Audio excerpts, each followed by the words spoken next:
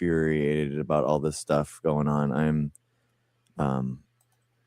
I can't believe it. It's I do think that it's kind of like a milestone in American history, but I mean, we can talk about it more, but yeah, man, it's so bad. And yeah, just about every day or every few days, something crazy. Yeah, yeah, man. I mean, it's the ability for it's honestly, it would be one thing um for we knew that the Trump administration was going to placate this nonsense and write it off, right? And the domestic terrorist stuff and all that kind of stuff. That's not surprising. It's like the response from everyday people, like just the enthusiasm. And I think that plus them buying this like regular day people are now domestic terrorists if they just protest. I think it's very scary, very scary. And the idea that there's no that these people are terrorists in our cities, agent provocateurs put there in order to stoke violence. And on top of that, when something does happen, they're immune. So it's just like they are put there obviously as a police state. That it's obvious, and but here they are. Here they are welcomed in by everyone. It's gross. Mm-hmm. Absolutely.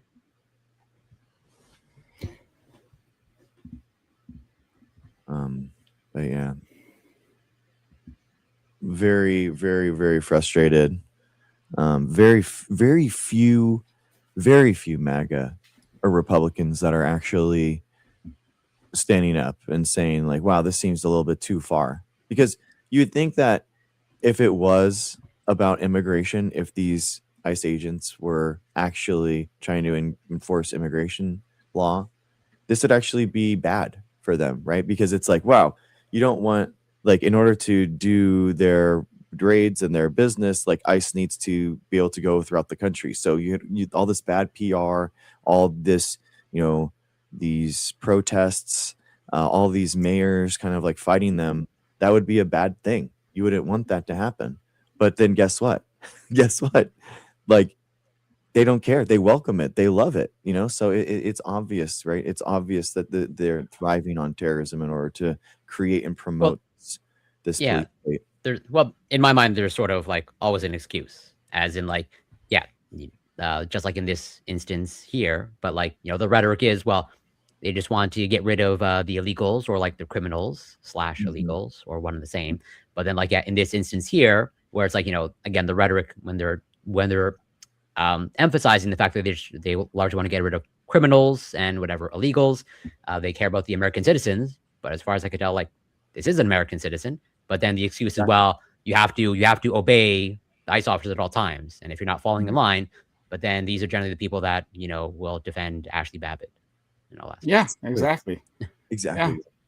They say Ashley Babbitt, she died as she was like disobeying a police order. In case people I think the don't remember, president called her a hero. I I'm pretty sure. believe so. He might have even Yeah. posthumously given her a medal. Exactly. I think something along those lines. But in any case, like for people who don't know who Ashley Babbitt is, like she died during the January 6th riots. She was coming through a window, like a door that had like a glass pane or something, right? And there was an officer on the other side, several people, and like, hey, don't come, like this is barricaded, do not come. She Yep. ignored that with the rest of the crowd behind her, and she was climbing through. She got shot. And the right wing is aghast when you criticize her. An American hero she was, Yeah. right? American hero. And it's not like it's not. No, there was no mistake that could have happened here, right? There's no misunderstanding that happened. On the other It's on side, you video have pretty clearly. it's Not on perfectly, video. but Yeah, pretty we clear. saw it. We saw it, right? And on the other side, you have the situation with I believe her name was it Renee Good. Yes, Renee Good. And a just like any other person, right? Well, most people, so all of a sudden, armed men are charging at you, and yelling. Right? She panicked. Clearly, this woman panicked and attempted to drive off, and she was murdered for that. And all the only response is, "Oh yes, you." In that moment, when large men with guns are shouting at this woman, right? You should be perfectly rational and you should follow instructions to the letter. If not, clearly it was your fault. Go ahead. And they never even identified themselves as federal agents or whatever you want to call them. I refuse to call them that. They are obviously like state sponsored terrorists. I mean, they're the Gestapo. Yeah, they're Gestapo. They're brown shirts. Yeah, insane. And they didn't identify themselves. They gave an unlawful order as their first thing and just said, "Get the F out of the car." You know, and it's like that's an illegal order coming from them, and by that justification, every single person, you're just supposed to, everyone in a mask, you're just supposed to do whatever they could say in regards to anything that they could, because they could possibly be an ICE agent or whatever they, you know, it's like, it's just, I am blown away at just how careless they were, and how you're exactly right, Prime. Like, we just went through January 6th about how they're memorializing these people. And on top of that, we had just a couple months ago went through this Charlie Kirk nonsense where, oh, he's a father. She's a mother. Oh, you know, like, you know, how dare you speak ill of the dead and all that kind of stuff. And like, he didn't do anything wrong, you know, like, and it's like, she same day, within hours, we spent days talking about Charlie Kirk being like, okay, well, he did like go, you know, talk to people on universities, you know, he did bad things when you did it, but at least he engaged with people and started talking to them or something. The bare minimum, you know what I mean? Those exact same people who were criticizing the rhetoric around Charlie Kirk are now attacking this woman for being a lesbian. Exactly. These people are horrible. They're horrible. And I think you know, some people have been making this point, and I think it really does land. Is that like when we're dealing with this point was like most eloquently made about like anti-Semites specifically, but it counts to just fascists in general, and that like they aren't trying to make good arguments. That's not like their goal. It's not important to them to make a good argument. They see what, I mean, these, well, most the thought leaders among the group, right, aren't idiots. The cult members might be idiots, but the thought leaders at the very much at least aren't idiots. They understand. They know they're full of crap. They get that, but it is amusing and useful to their political goals to have you, the other side, the interlocutor, right? You have to fight them with like useful arguments and like put all this effort into debunking all and energy into debunking all their nonsense, because they can just throw out another lie. It's so much easier for them to throw out another lie, right, than it is for you to like deliver any sort of truth, right? They can construct another reality and just have their people live in it. It's just that simple. Exactly. Right? Yeah. And so let's not pretend that these people are actually trying to have any good faith conversation, right? There is no good faith conversation. We see the video, right? We've had different news outlets have done like video analysis of like the slowed down footage, right? And no, he wasn't in front, right?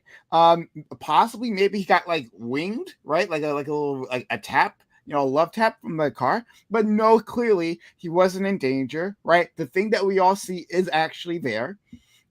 But it doesn't matter. The Trump administration will act the same. Like, I haven't looked at the tweets myself, but like it's a report to me that on Twitter, JD Vance is saying that the so there's 3 gunshots, 1 into the window, 2 into the side, right to the side window, right. The windshield is the first one, right, the front of the car, and then 2 on the side. He's saying there was no shots into the side of the window. What? Right, the side of the car. Yeah, it was just into the windshield. No and way. like we can see the obvious. I gotta find these tweets, but apparently he's doing this on Twitter. Yeah, he's arguing with people on Twitter saying it's not the case. And if that's true, if he's saying that, right, like that distills exactly what I'm trying to tell you here. And they don't have to make like arguments based on that. They'll just lie. And then afterwards, right, when it's not politically useful for them anymore, they'll just take it back, right? Yeah. Remember, JD Vance last summer, right? JD Vance was pushing the Haitians eat cats and dogs lie, right? He was pushing that actively. Later on, it was revealed, obviously, it was a lie, right? Just a complete racist lie. He admitted it was a lie. And then his response was, oh, yes, but I was using that lie to like get to some essential truth. I was using it as a conversation starter. It literally didn't matter to him. It didn't matter that he lied. It didn't matter he got caught, right? And then from there, he's like, yeah, I'll make something else up. I'll move on to something else that's more politically expedient for me. So let's not pretend these people like give a damn about any of this, right? They're just having fun. Sorry. Yeah, there's no persuasion. Yeah, exactly. Rick from chat, wouldn't you agree that this wouldn't have happened without the Tim Walz fraud? You're onto something, Rick, but you're wrong, exactly wrong for the right reason. But basically, that was another xenophobic lie in a long line of lies that got us here, right? It's the caravan of migrants that 10 years ago that they started lying about, or the immigration numbers, the amount of people, the amount of crimes that they do, the amount of diseases that they carry. All these are just a long stream of lies that got us to here. Eating your cats and dogs. All of this is just xenophobic, racist rhetoric and to get us here. So yes, those videos, yeah, they did create a viral sensation enough so that Trump did put those troops into the state for that reason. But obviously there was no fraud. There was no systemic fraud. And if you actually cared about systemic fraud, you'd be looking at the companies, the billionaire companies that are taking stuff, as opposed to childcare companies or nonprofits. It's so wild, man. Yeah, and in that vein, going back to this aspect of lying, like all this rhetoric around the Minnesota fraud, which I'm sure fraud exists at some level. You know, there's always fraud regardless, no matter what the program or institution is. But like that I don't know if you have watched the Nick Shirley video, but like that whole video was just like, I don't know how anybody can call that journalism. I'm not a journalist, so I guess I'm not qualified to say it. But it was really just, I view it as like a piece of propaganda. Just like showing up to daycares, asking, and it seems like showing up to daycares at sort of outside of opening hours and like asking sort of ridiculous questions, just to push like a narrative. I found that it was like right up there. It's his last, second to the last tweet. Anyway, here's a tweet from JD Vance's account. These people aren't capable of not lying about this. Side window quotes. You can see the photos of the car with bullet holes. The shots came from the front of the car because that's where the officer was standing when he was hit by the car. He is allowed to discharge his weapon in self-defense. So he did all 3 rounds right into the same hole. That's what I guess. Like, what these are talking Expert about? marksman. Incredible. He obviously wasn't getting hit that hard, or while he was getting hit. And I love like Trump's line about God, they're so shameless about their lies that he's lucky to be alive.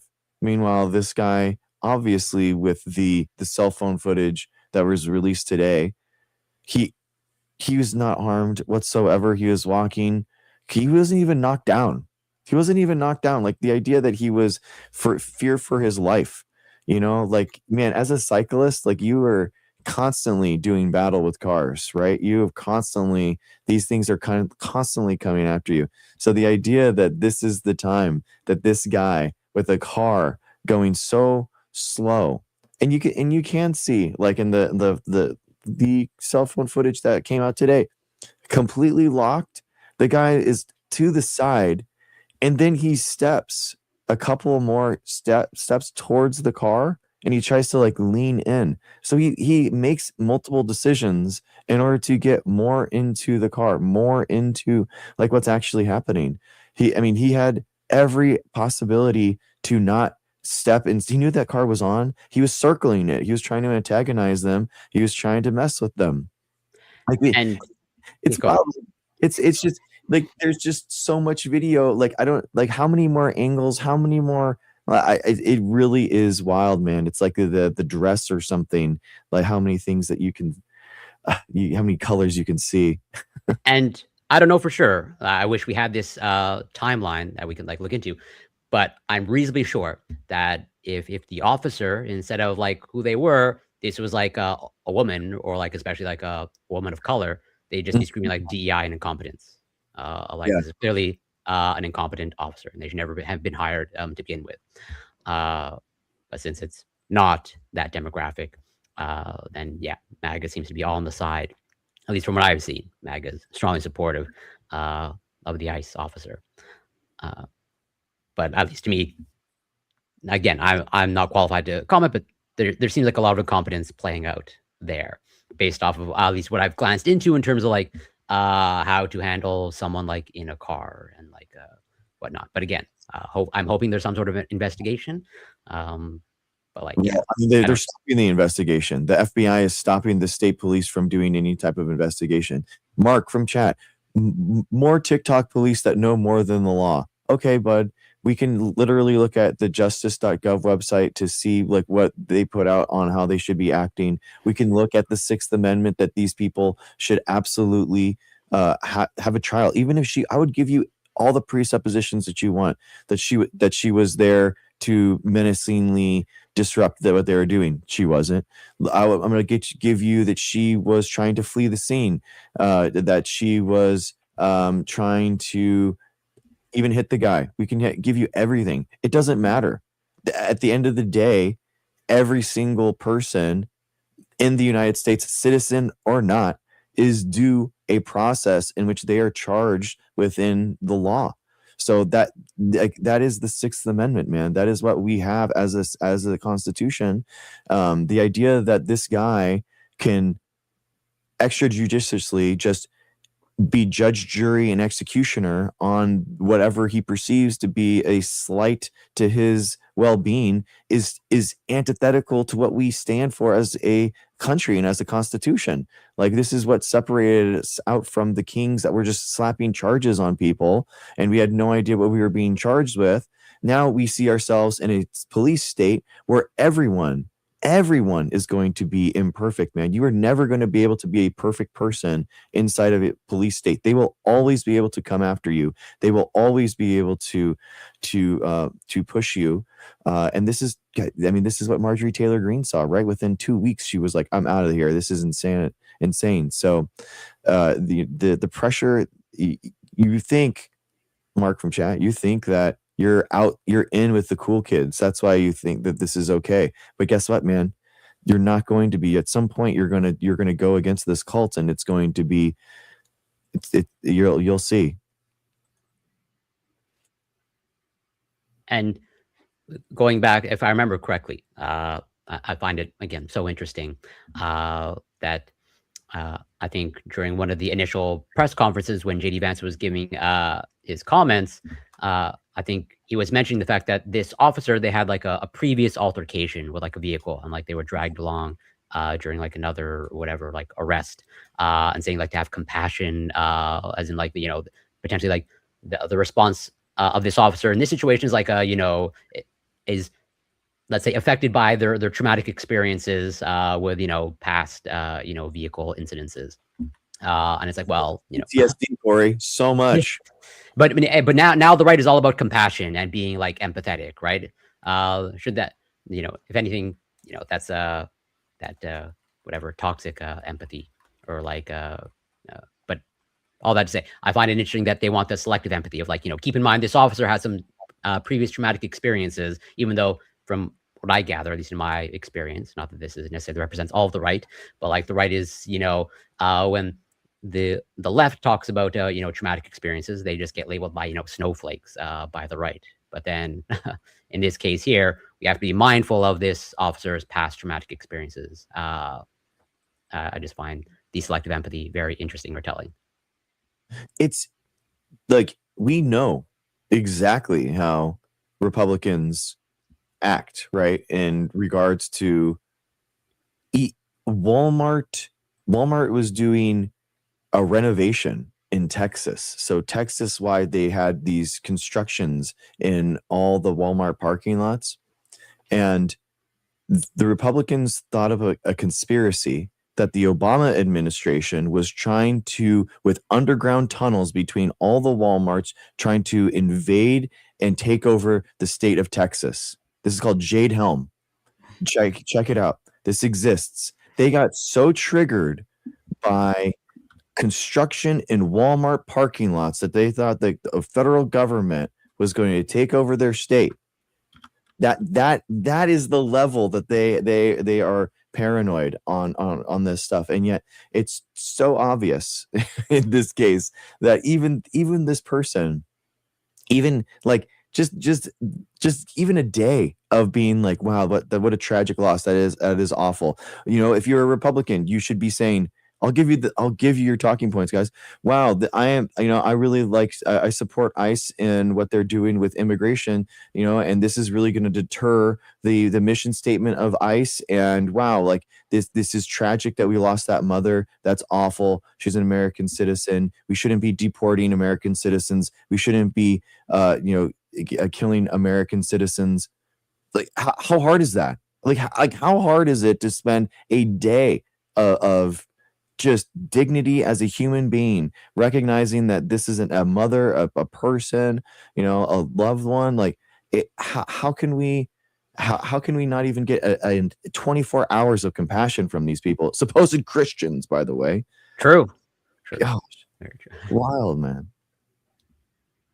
Well, I hope for some sort of, even though I should probably not have this expectation, but I think no matter what, there's not going to be a satisfactory conclusion to this. Since even if there is an investigation, I would question its authenticity, but maybe I shouldn't be so skeptical. But I hope there is some sort of. Why wouldn't you be so skeptical? Come on, let's be serious here. Like, we have the Trump administration that, like, again, Corey and I were talking about this at the very start. Trump has been saying, right? Hey, this man was hit. He was run over by the car. He was run over. No, more than even the victim. No, but that, like, literally, like, not like as like a hyperbole, right? He, in his mind, believed that the officer was like laid out, run over, and like he was in a interview with the New York Times, like a wide-ranging interview with the New York Times, and he was telling the reporter, "No, you're wrong." The reporter was trying to correct them. That's clearly not what happened, right? No, you're wrong. And then Trump had his aide bring up the video. He's like, "Bring a computer here, right? Let's watch the video." And he sees the video, and then he goes like, well, when I look at it, I don't like what I see. Yeah, it's bad. It's really tough to look at. He wouldn't address it. Clearly, he saw the video evidence before, right in front of his face, that he couldn't deny it at that moment, right? But then, what was he operating on previously? Like, what was he? What did he think happened? Did he actually not see what are the options here? Did he not actually see the video, right? Or was it members of the administration that just lied to him? Right, and then he lied to the public, saying that he saw the video, or that he did see the video, and then he transformed into his mind, right? Like, if this had happened a year ago under Biden, right, the right would have correctly assumed, right, that Biden was senile. They would have correctly assumed that. But now that it happens under Trump, there's nothing to look at here. There's nothing. There's nothing to dig deeper. He literally has like something that is categorically wrong from all the videos. Categorically wrong. And he thought it he absolutely thought this is reality. he had to be corrected with video evidence. He thought he was so right. That's why he had the video evidence brought in, right? He's like, I'm going to show you, New York Times reporter, that you don't know what you're talking about. Clearly, this officer was run over. Wow, this is what you're working with here, right? Like, and the cult, the MAGA cult, right? They just can't see it. They edit this out of their mind. Clearly, it must be some other explanation, right? Maybe it was a deep state that put something in his drink that made him hallucinate. This is the gymnastics they have to go through to constantly make excuses for this guy. Amazing. It's very embarrassing. And even in the multiple footage, like you see the officer like walking around casually just fine after the incident. So yeah. Yeah, New York Times has the best, like the synced up footage from the camera angles that I saw. Yeah, I saw that about that 4 minutes of video, and yeah, the synced up of like there's some grainy pixelated video showing that it looks like he's getting hit, but then as you said, like when they sync it up, I mean, and he's literally like he goes he goes closer. He literally leans in, so his body is elongated, so it looks like he's going to the side in order to do that. It's like it's so obvious. I don't know. and also just the fact that after he shoots her, at least in my mind, again, I understand these are heated moments, but like the fact that he calls her, after shooting her, in my mind, there's clear anger there. They don't allow any. How do they not allow any type of medical personnel? That just blows my mind. That is so, it's so callous. It's so obvious that they're, I mean, and I saw this video and this guy was so right. Like how are the Trump, how are the ICE terrorists held to a lesser standard than he was as a soldier in Afghanistan? He was literally, even when they had civilians strapped with IEDs to their chests and their entire car, surrounded with IEDs, trying to come at them. Okay, trying to come at the soldiers who are in a war zone and have seen this stuff dozens and dozens of times, so they know that there's a good chance that this is actually real and this is a real threat. Okay, they're coming at them, and there was like 5 stages that he was talking about that they had to disable. They had to shoot out the tires, they had to shoot out the engine block, and even then, like, they had to disable the car however they could. And even then, even if the civilian was coming after them, they still couldn't take out the civilians. They had to incapacitate the civilians. They had to. There's all these steps that they had to take in order to deal with someone in an active war zone. But yet, the people, Republicans, MAGA, cannot understand this. They can't. They see their own citizens, get any type of due process. The rules of engagement, of military members deployed abroad are extremely strict, is what you're referring to. Mm-hmm. Not so much for our police officers, though. Not so much for the ones that actually, like the violence that they can, all the ways that they can engage us, right, is greater than they can engage people in a actual literal war zone. So, but again, like, when we are arguing with these people, like, I want to differentiate here, right? There are people who like are clearly there to propagandize, right? And then there are people who've been propagandized. Like, there are individuals who, like, I mean, they spend a lot of time watching Fox News or some other conservative media. I know there's a bigger universe than Fox News, right? But some other conservative media that happens to be dishonest. There are some honest conservatives out there. They exist. But like, you're watching media that like tells you not to believe your lying eyes, right? And JD Vance, like, it's like unbelievable. That quote is unbelievable. Mm-hmm. JD Vance says he didn't fire into the side of the window. We see it in the tape. It's clear as day. He fired into the side window, right? And for people to believe that, to actually believe it, like the work you have to do to make to align yourself, right? To break your mind and align it around that lie. And a lie that I'm telling you right now, he's going to drop the moment if it's politically convenient. And then for you to continue to align with this individual, right? Then you have to drop it. When he says something, when JD Vance later on says the complete opposite, when he says the complete opposite of this, you're gonna have to do another mental gymnastics to fit yourself in that box. And at some point, doesn't it get exhausting? Isn't it better to actually deal with reality at some point in time? Apparently not. That's the whole thing right now. They're excited that the new viral trend in MAGA is we're dropping MAGA, guys. We're no longer MAGA. We're FAFO. Fuck around, find out. They're so excited about it. They're so excited. So it's like it is. It's the cheering and the especially when they were like trying to come after people's jobs for like repeating Charlie Kirk quotes. Literally just repeating the lines that Charlie Kirk said is why they were trying to get people fired. Exactly. Amazing. Like this. I mean, we share this country with a section of lunatics, right? Like there's a portion of this country that are literally the lunatics that you can't engage with. Now, I'm not saying this for all the right. I absolutely not saying that. In fact, I engage with the right all the time. I engage with conservatives on a regular basis. I enjoy engaging with conservatives. I'm saying there's a portion of the right that's literally just in another universe, in a different factual universe. And so, like, when we interact with each other in these moments, right, in these moments of friction, then like it's like we're watching two different movies. We're watching two different events play out, and we think the other one's an idiot because they can't like see the facts in front of our faces.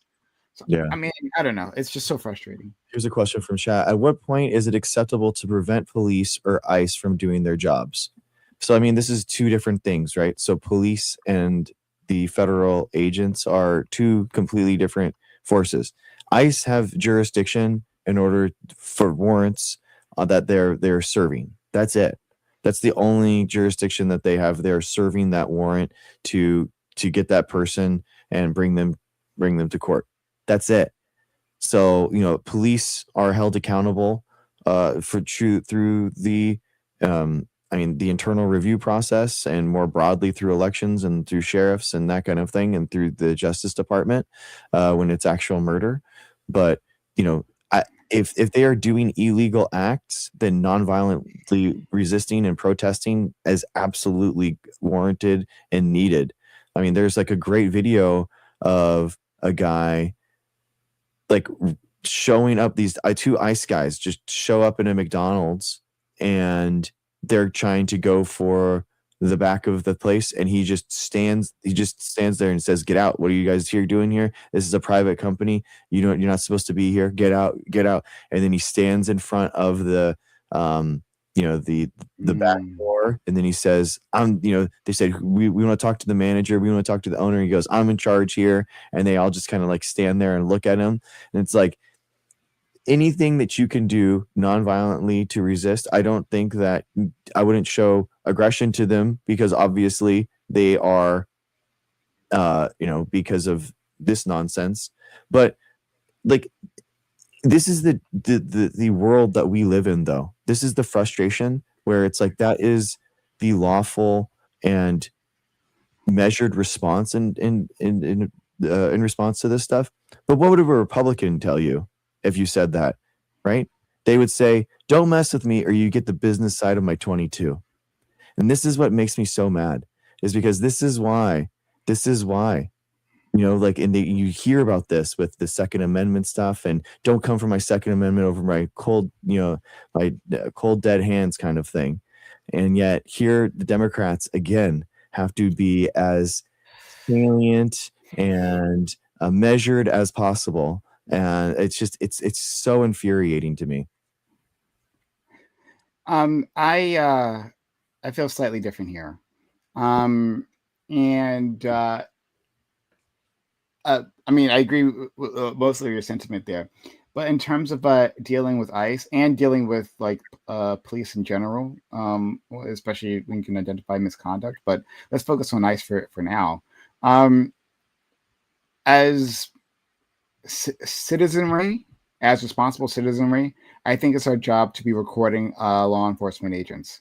I think it's our job to like when we see things like that, like thankfully there was recordings of this moment in time, because they are like moments later, Chrissy Nome was out there lying, just like straight up lying, saying that this woman attacked these officers. They were out there digging themselves out of the snow, and then she showed up and she rammed them with a car. Just like absolute lie. Not even close to like any that had any relation to like what was going on. Just like I a think story. Chrissy Nome was the one who said like he was dragged. The officer that he was dragged. Again, you can see the tapes. Look back and see her statements on this, and then look at the tape. Look at the video. Okay. So anyway, I think one to deal with exactly these moments, right? We absolutely need to be filming them. But two, and this is especially true if you have the privilege of being able to do this. Not everyone does. Right? But like ICE needs to be confronted. People need ICE needs to, and by that, I'm very careful by what I mean by that. What I mean is that people need to be out there shaming ICE. We need to make this a completely socially unacceptable thing to be doing there. They need to go out there every day, right, and be facing like jeers, insults. They need their jobs to be miserable. We can't let people think that this is some honorable duty they're doing, right? This is the Gestapo. Now, I'm not saying interfere with your business, like the federal business. You can't do that, or you'll be arrested if you do that, right? Agreed. I'm not asking you to do that. I'm not asking anyone to do anything, actually, right? I'm just saying, if you have the privilege, not everyone does. Like if you, for instance, if your immigration situation isn't solid, right? If you're not a citizen yourself, if you have maybe some sort of criminal record in the past, and maybe you feel unsafe like approaching officers, like not everyone can. I'm not encouraging you to go like Grambo out there. Absolutely not. But if you can, yeah, right. Talk about their mothers, right? Like, talk about their penises, right? Like do anything or lack thereof, you can, or lack thereof, right? These aren't men. Like, watch these guys, right? Watch these guys, especially this guy, Jonathan Ross, I believe is his name. The murderer in this case, I believe his name is Jonathan Ross. Like, watch these guys. They're playing dress up. This is what they're doing. They're playing dress up. They want to pretend like they're big, tough soldiers, right? They've been dreaming about this all their lives. They've been had this hiding their faces, no less. While hiding their faces because they're goddamn cowards. They're goddamn cowards. But anyway, yeah, they for years these guys have grown up thinking like they're going to be some badass, right? They're going to protect their nation. They're going to go off to war. Most of them are too cowardly. I'm just trying to watch my language on TikTok, right?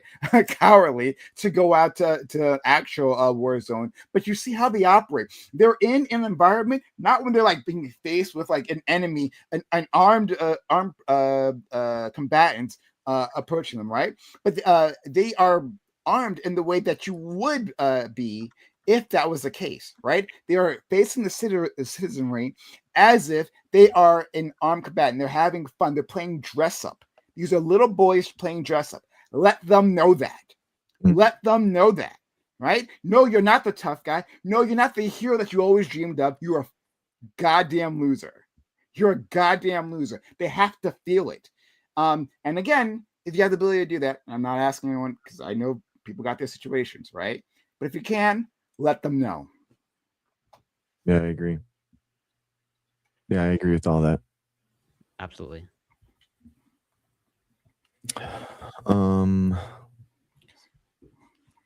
I guess also, apparently, this is unconfirmed, but I have heard this from multiple sources that this guy is actually married to an immigrant.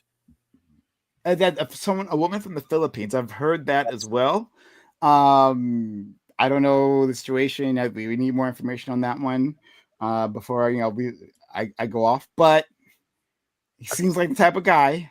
He seems like. Oh, sorry, I don't know anything about this guy, right? Other than he's a murderer, right? Other than the fact he's a murderer. But I would. I'll say this: I wouldn't be surprised if he was a passport bro. Yeah, exactly. Right? I wouldn't be surprised. This guy fits within the zeitgeist of a type of person. He'd be a passport bro, but.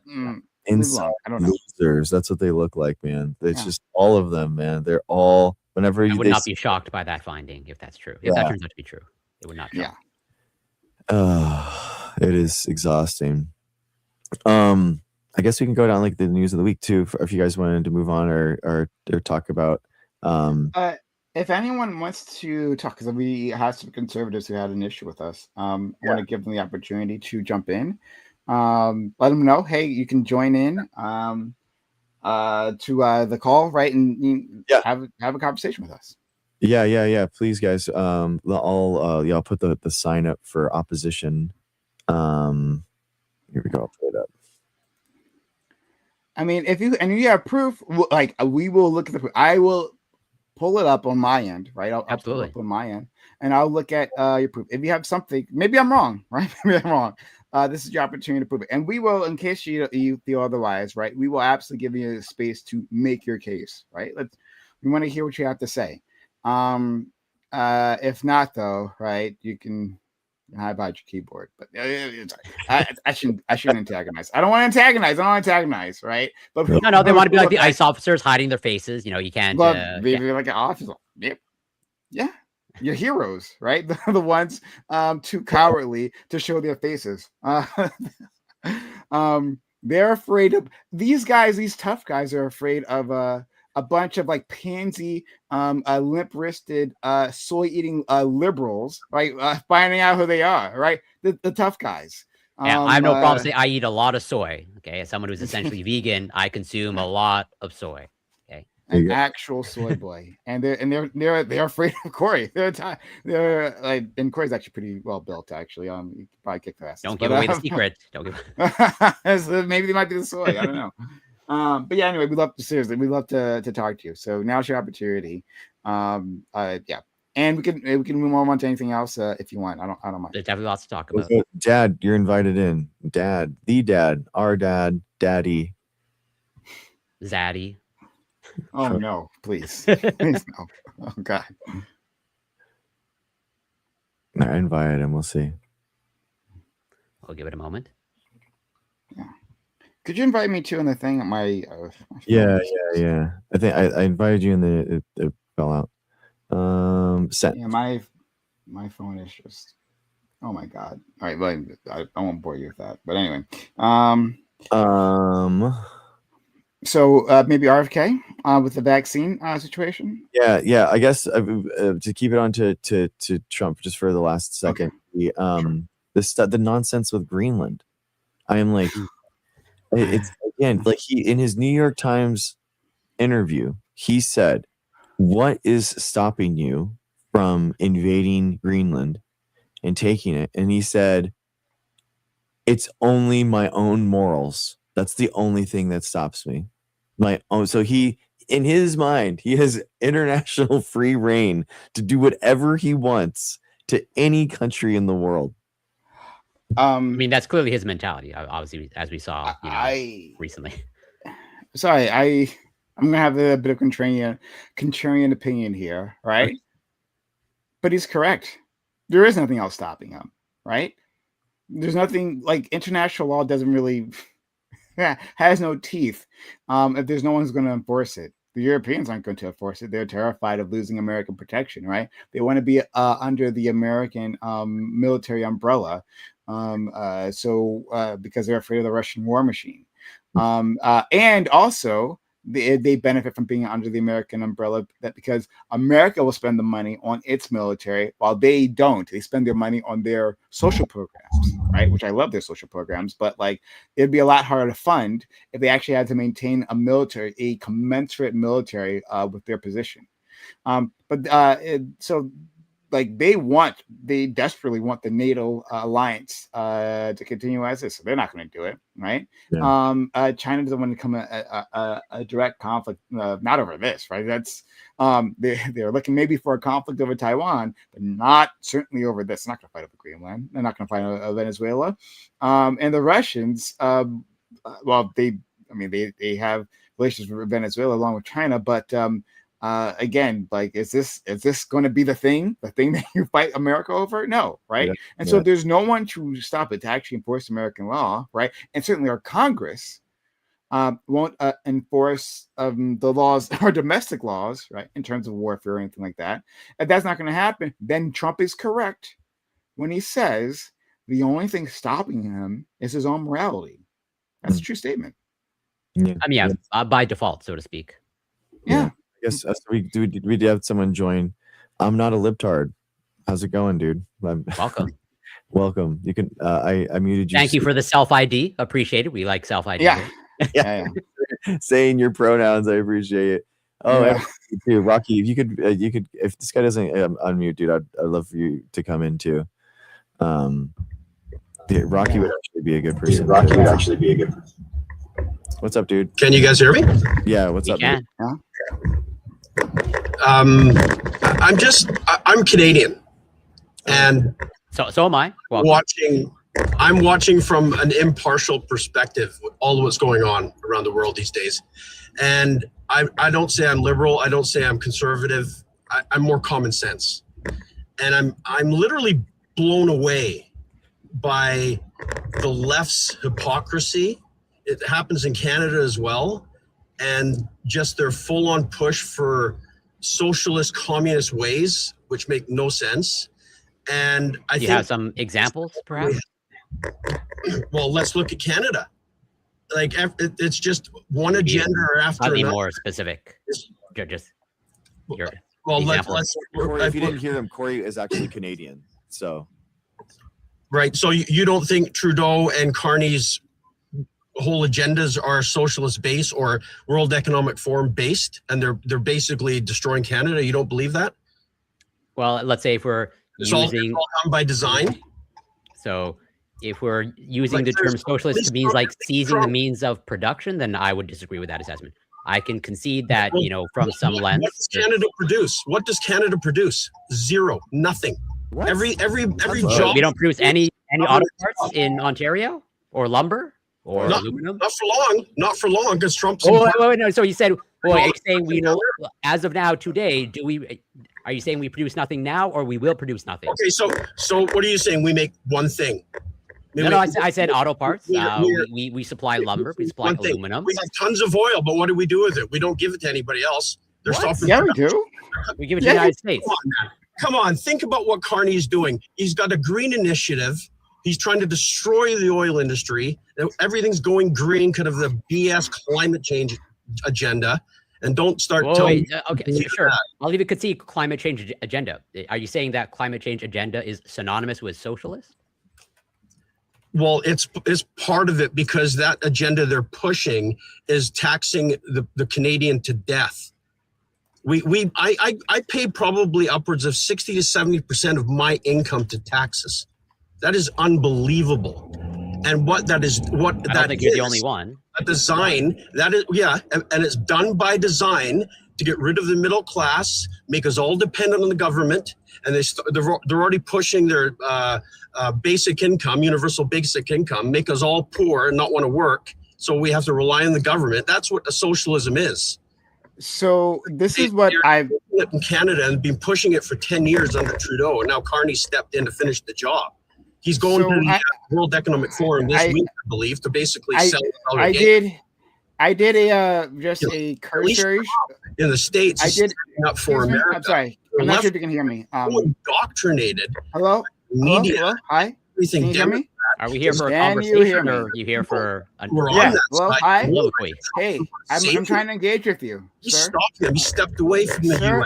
Sir, hello. I'm not sure if I don't know if you He's stopping socialism. Can you hear us? Engage with Can you hear us at all? I'm trying to engage. All those other organizations. Sorry, if you can mute this guy. I don't know what's going on. Do you have any audio whatsoever? All these people. Okay. Yeah. Sorry. I guess can you guys not hear? Can you not hear? Can you guys not hear? Yeah. Testing. Make sure. That people I can me. hear him. I hear a lot of him, and I can hear everyone else. I'm hoping he. Okay. All right. Go ahead, Prime. Go ahead. Okay. To our guest, right? Can you unmute him and see if he's still talking? That is that. If he's still talking, then I assume he can't hear us. No, I see you guys. I mean, I'm looking at the audio peaks, and it's coming through. Okay. Yeah. Well, yeah. Unmute him to see if he's still talking. It'd be hilarious. If he's but then now he can't hear us. Then. Okay, I can invite him to unmute. I'm inviting him to unmute. Yeah. Okay. Can you hear Prime? Is that hello? Hi. Can you hear me? Sorry, guys. I'm cutting in and out. No problem. Can you hear me? Hello? Oh. Guest, can you hear me? Darn it. Maybe you can't. You might not actually honestly being able to hear us, which is unfortunate. Testing. Can you hear us, or is it just Prime?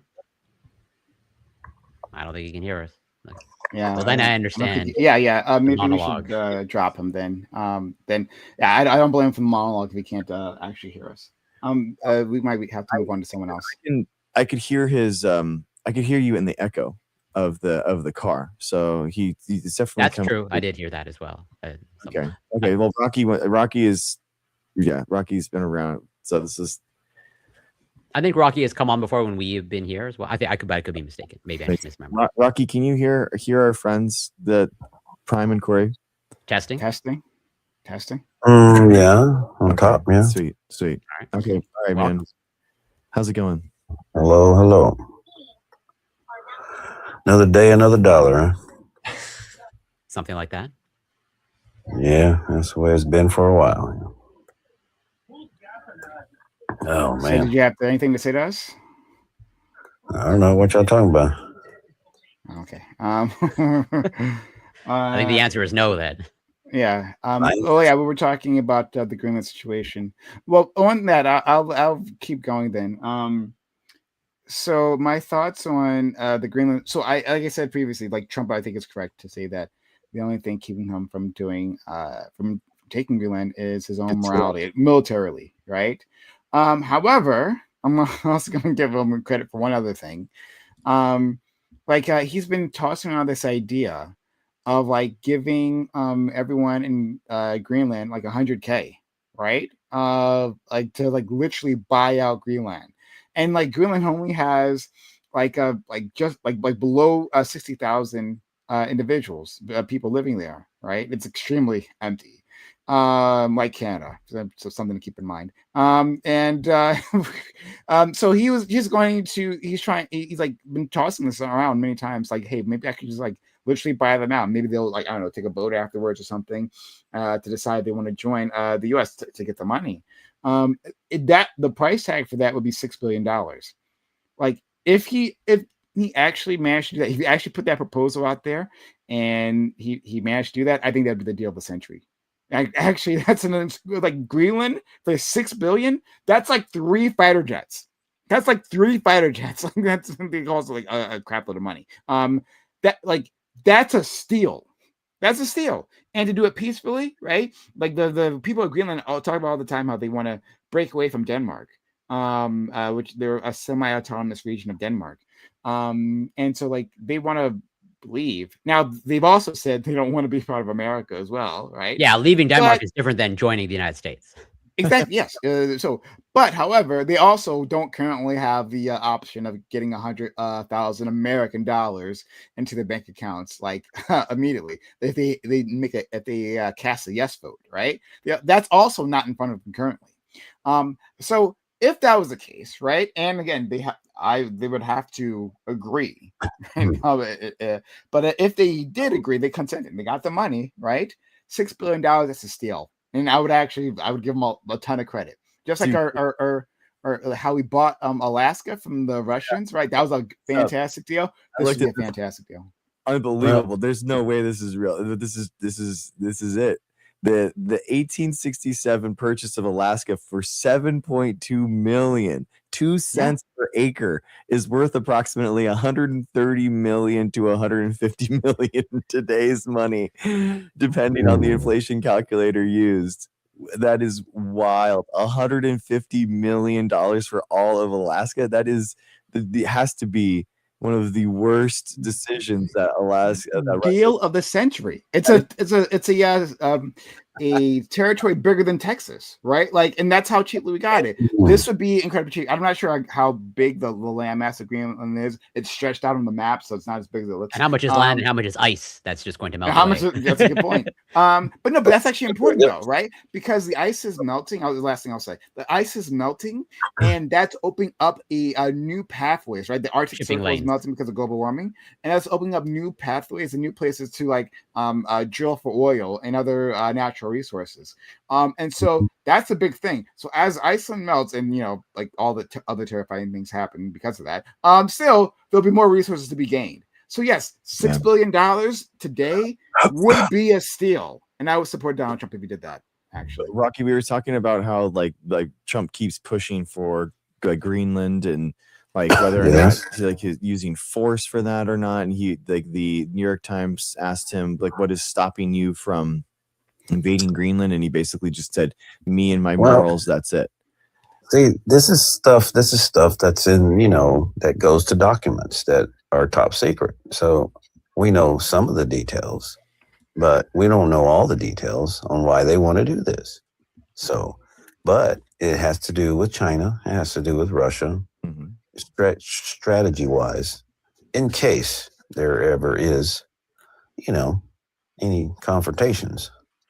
So I think it's you want to buy them out, go ahead. And if you move to Alaska, and you get a driver's license over there, I think you get paid $1,000 so much money. I believe they have some UBI or some version of UBI up in Alaska. Oh yeah, it's they do oil that. Profits. Yeah, anything over a certain amount is given. Yeah. Yeah, and I like that. After what I've been through after 9/11, when I lived in 5 states in 3 years, and I wish I could have got money from the state. Dude, Ruben makes a great point in chat. Like we already have like a military presence in Greenland. We have the ability to just expand there. So like the national defense reason that he stipulates, like for Russia and China, is kind of like moot, isn't it? Like, and I think it's pretty obvious that it's about the rare earth minerals.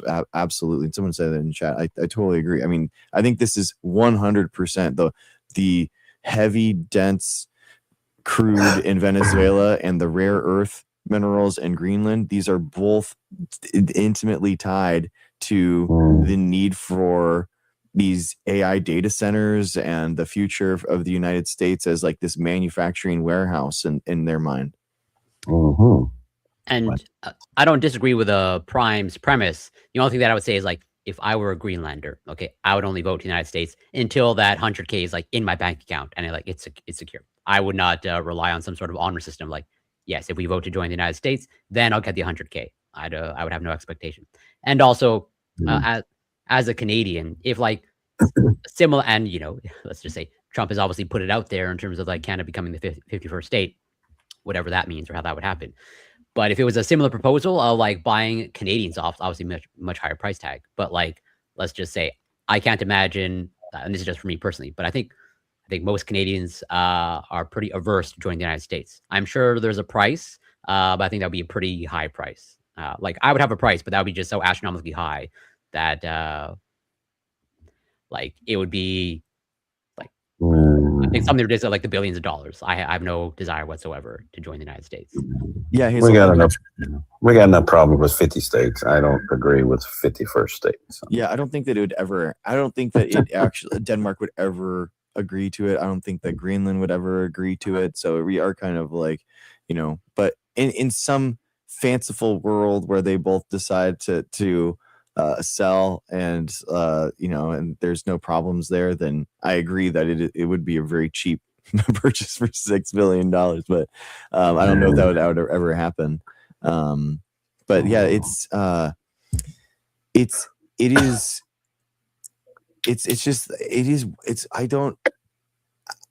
the ways that we pontificate and talk about these crazy, insane thoughts that Trump has, and we talk about them. He just says them in kind of like floats them as child balloons, and then like we like pontificate about it, whether or not he could do it, but it's never like whether or not he should do it. You know what I mean? And Yeah, but it's so you frustrating. got to realize this is the government, and this is something they've been doing since World War II. They still have embassies in countries where the war's over. Why are we there? You know, so But dude, this is he's just an been to ongoing. Venezuela now for years. He even said in the New York Times interview that the occupation of Venezuela by the United States is going to be years long. Like this is Iraq 2.0, brother. That's something I don't know, dude. That's just it's going to take time to make it right, and actually profit to America. It's going to take at least 2 or 3 years. It's not going to happen overnight. Well, they're not going to just companies are going to go in there and they're going to create their oil rigs in 2 or 3 years. They're not going to leave, and they're going to need like to have and make sure that they're not nationalized again. Well, you got to be pissed at China and freaking Russia, man. They're part of the reason we're in this mess today of our economy. What? Jeez. How? What are you talking about? Because of Putin, when he started the war in Ukraine, that's when the prices on everything just went up like never before. Before that, they were going up on everything, but it was a gradual rise, not like a bang, 50% here, 50% on my goddamn car battery that I paid, $125 back in 2018. Now, last year, I paid for a battery a year and a half ago. I paid what? I had to pay $225. That's almost 100% increase. Exactly. Right. It's the pandemic, dude. It didn't have to do with the invasion of Georgia or Crimea. Prime, did you go again? Say something here? No. Oh, I was just like actually looking into the size of Greenland, and it is bigger than Alaska by 200,000. It's like 30% bigger than Alaska. So this is so again, $6 billion would be a steal, an absolute steal for this. Yeah. So I am actually supportive of making the offer. Once again, our Greenlander friends have to consent to it. Yeah. And then I would be perfectly happy for them to join us in that case. However, like something to keep in mind, even then, is that that's not the full price tag, right? Because the point of this, there's multiple points for this. One, they say it's national defense. National defense being that we want to have more strategic outposts because, again, the Arctic is opening up, right? Travel through the Arctic is opening up in a way that it just wasn't true, like throughout the rest of human history, honestly, modern human history. It's been frozen. So now that it's opening up, the ability for China and Russia to use that pathway is going to open up, and that's going to be an issue in the future. But anyway, like what was said previously, we do have a base, maybe more than one, I forget. But like I know we have at least one base in Greenland. And right now, the Denmark and the Greenlanders are saying, okay, if you want more bases, we'll give you more bases, right? We can negotiate that easy, right? But secondly, right, the second problem is not national security, but is like exploiting their resources. But that their resources, they don't have the infrastructure. They currently don't have, like Greenland itself doesn't have the infrastructure to exploit its weaknesses. There's a lot of the money under the ground, but they just don't have that. We would have to go in there and build it. So when we're saying $6 billion, well, that's the price of like getting the land. But like, you buy land and then after that you have to build a house on it, right? Build something else. That's additional expense. That's what you'd have to do. Billions of dollars, and it wouldn't actually mature. We wouldn't actually get anything from that. And I use the term "we" loosely because corporations would get all the benefit, but we wouldn't get anything out of it for like a decade. So there's a huge price tag that would go along with it. It might still be worth it, but just understand like the scope of the issue that we're dealing with. Mm-hmm. Well, I guess if you fail to plan, you plan to fail. So in that situation, if something were to happen, Russia and Putin just, goes really wacko, which I don't think he's that dumb. But I mean, when you think about it, one nuclear sub has 22 nuke warheads on it of ours. In case you didn't know that. When I hear things like that, and I know this is not a base, but what would you want to even, and they're the same way too, I'm sure. We're not going to, do nothing to him to try to take him out like they did the dude in Venezuela, right? I wish they would, How about a scenario where Greenland doesn't consent, Denmark doesn't consent, and still Trump still goes in and does some type of military action on Greenland, just like he did on Venezuela. What would you think, Rocky? There's nothing we can do. There's nothing they can do. Well, there's a lot that they could do. They could invoke Article 5 of NATO, and they could have other nations come to support them. They could start a war. Who's gonna go up against the U.S., man? I mean, the come entire on, man. globe. What are you talking about? Like what? Well, bring them on. What exactly? And this is what. Bring them on. This is exactly. I think Germany said something like similar to that at some point. One submarine, 22 nuclear warheads on it. What? What is? What else do they have? As far as power, nobody's gonna mess with that, dude.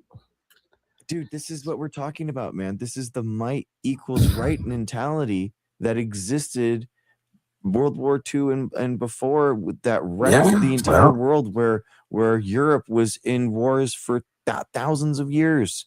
And we've had that mentality since World War II. No, we haven't. That's when the Big Bang went off, dude. The Big Bang.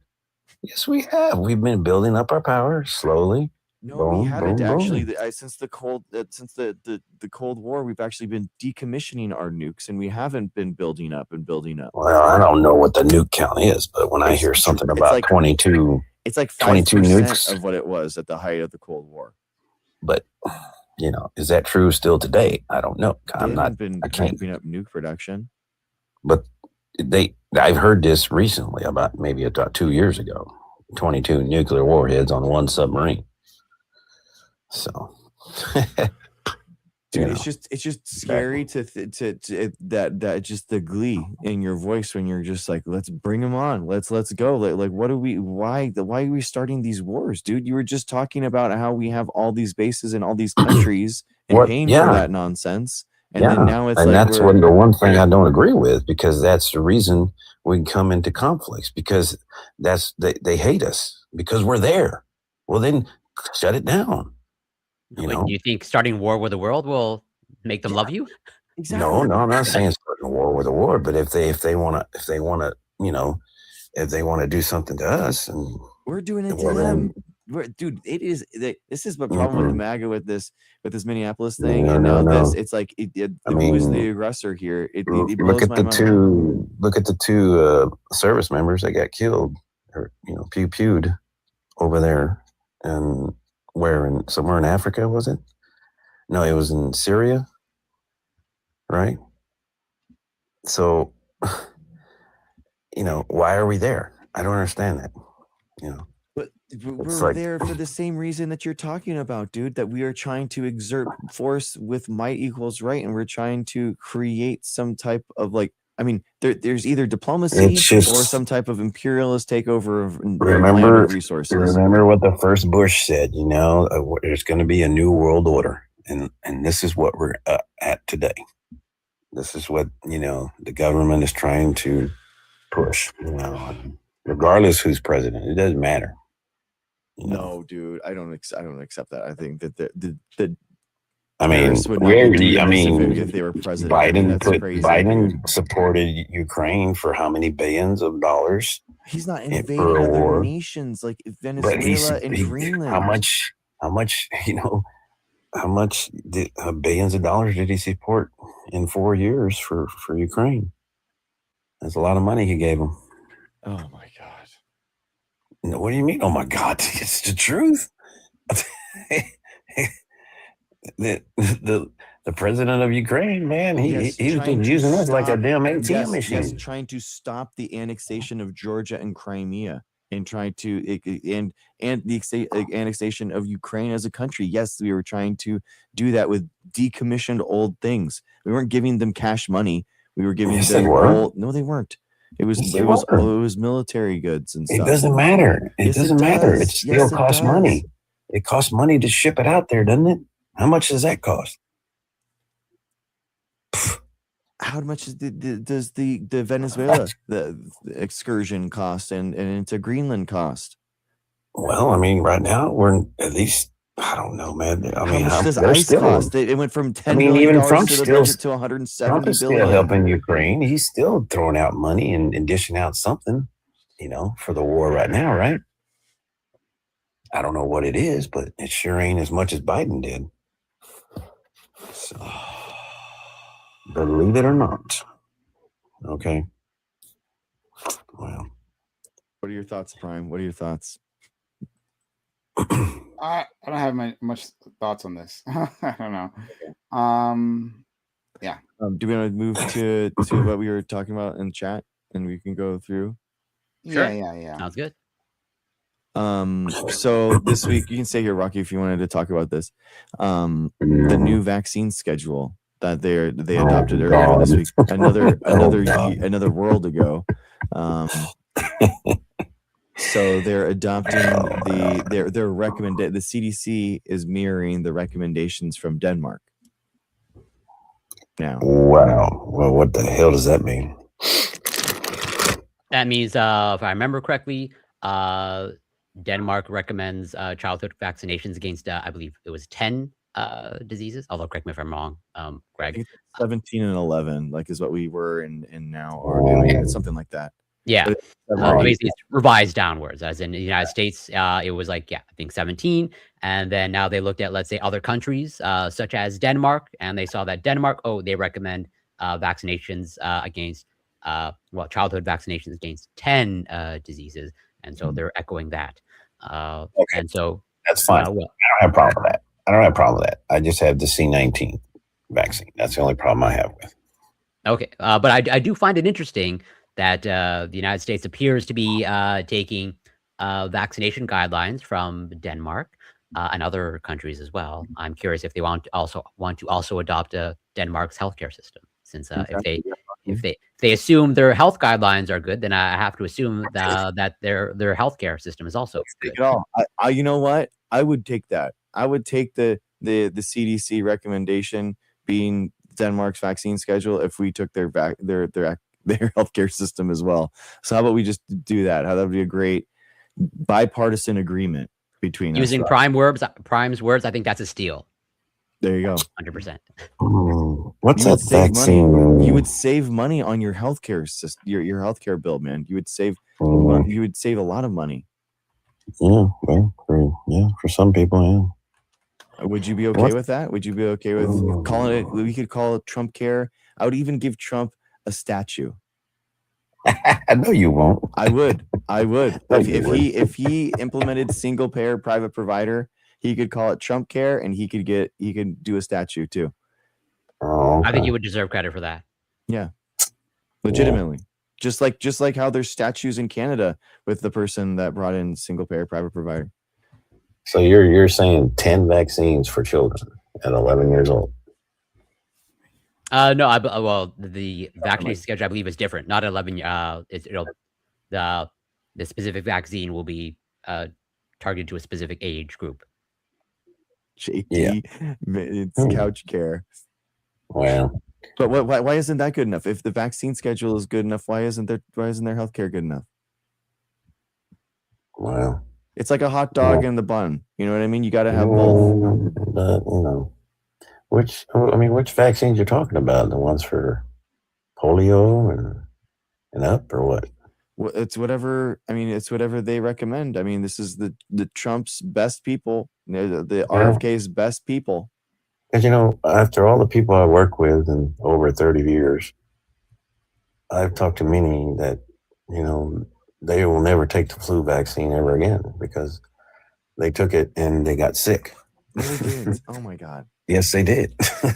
I don't know. I've had, I think over 20 flu vaccinations, and like I'm not saying it doesn't happen that people don't have in symptoms. this country than you But, like- have in the past 35 years. Dude, and that's a fact. They don't get sick, dude. They don't get sick. Yes, they did. No, they don't. Your body is presented with a punching bag, okay, that they're training for a bout, okay, a bout with something, and your body, in order to work out and train for that competition, it works out on the bag, and it does a workout on that punching bag. But that doesn't mean just because you sweat and you're tired doesn't mean it's the same as that competition. And it's the same way. Your body is training to fight an actual like virus, but that doesn't mean that it's an actual virus, because it doesn't replicate in your body. What is in a flu vaccine anyway that would make this person sick? It's an inactivated virus. It's an inactivated virus. Oh, wait. Actually, wait. I just want to engage with this, because are you saying that no medical therapy can make a person sick or feel bad? No medical therapy can make a person sick. And that's true. That's a good point. And now, I would ask you, like, what's happening with chemotherapy? I'm just saying everybody's different. Okay, some people. I agree with that assessment. I agree with the elderly people. Okay, and it's a good thing because your immune system changes from 40, 50, 60 years old. Then when you get to 80, yes, okay, but I'm just saying. It's so I'm just saying. But man, you know my routine. I told you my routine. Most people lose their life as an infant, dude. That is the childhood mortality. Is the vaccines save 5 million lives a year? Well, I forgot to include them. You got to go back down. Yes. Okay, fine. But when they get older, when you're 11 to 17 years old, you say they're still having to take it.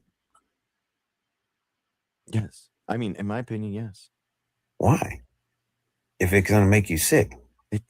Well, no, but even if I grant you that it makes you, and we're not exactly using the greatest language here. Like, what does it mean to be sick? Okay, I can grant you that the flu vaccine can result in certain side effects, maybe like flu-like symptoms. As Greg pointed out, that is different than the flu. But then I would ask you, why is that bad?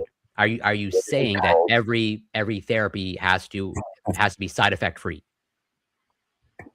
Well, Corey's saying, like, in order to have a heart transplant, would you be okay with someone stabbing you? Obviously not. But in the context of a heart surgery, that's exactly what you need to do. You need to be cut open.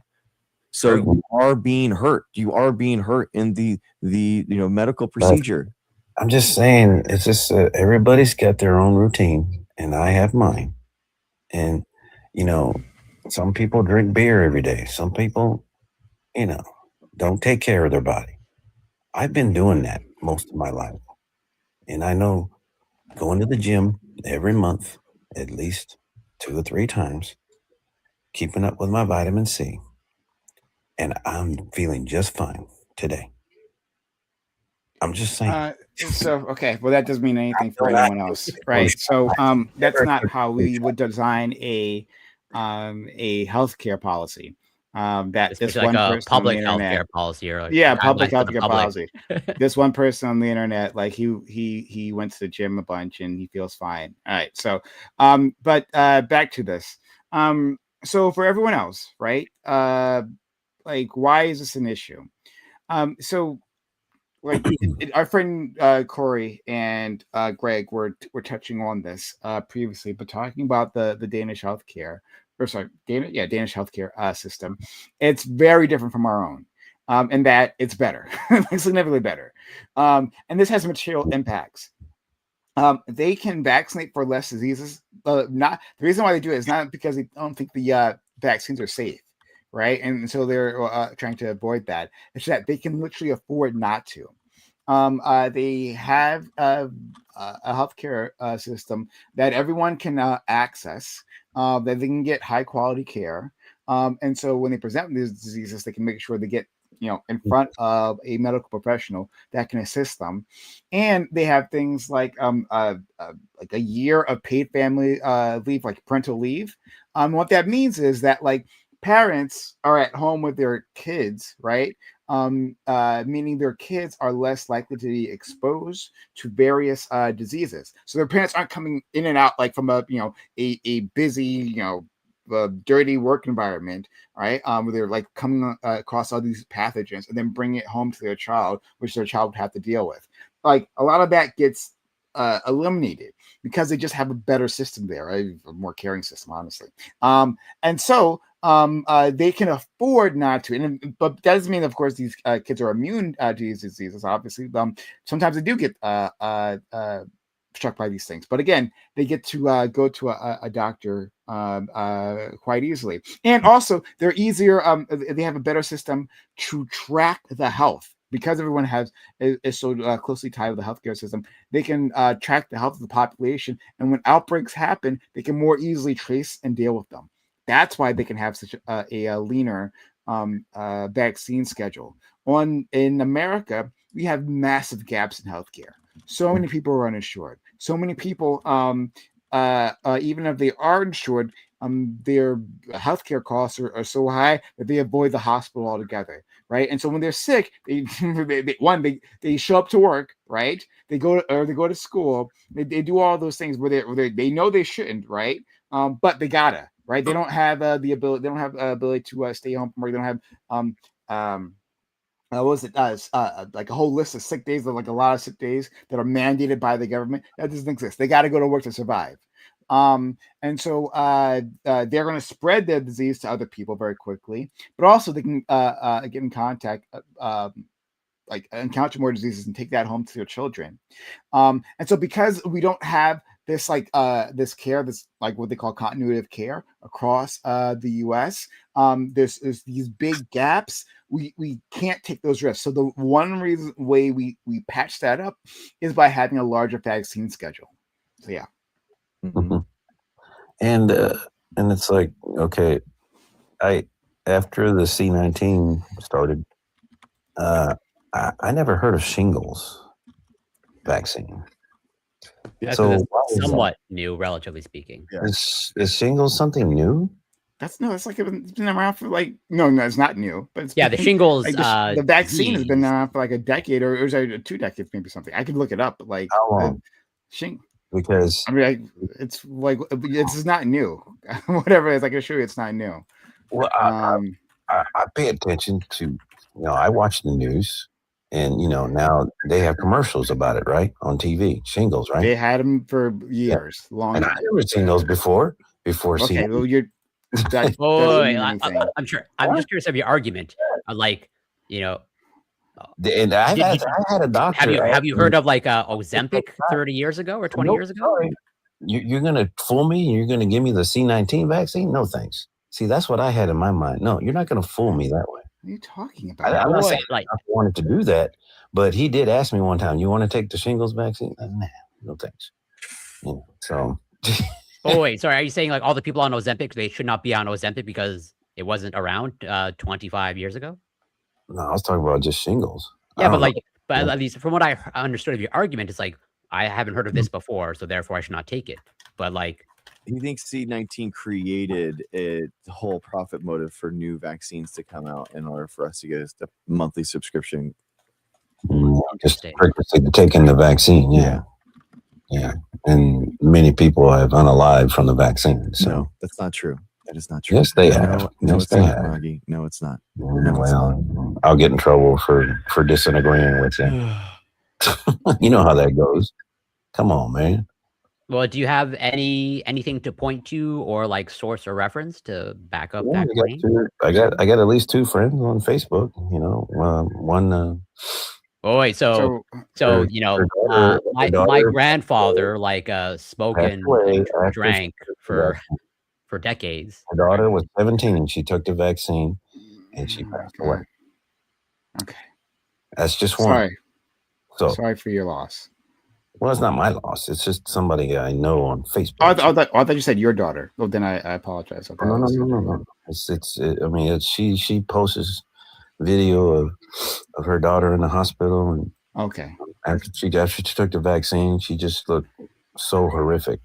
You know, it's like, oh, she was turning purple. She was turning purple and just looked, you know, oh man.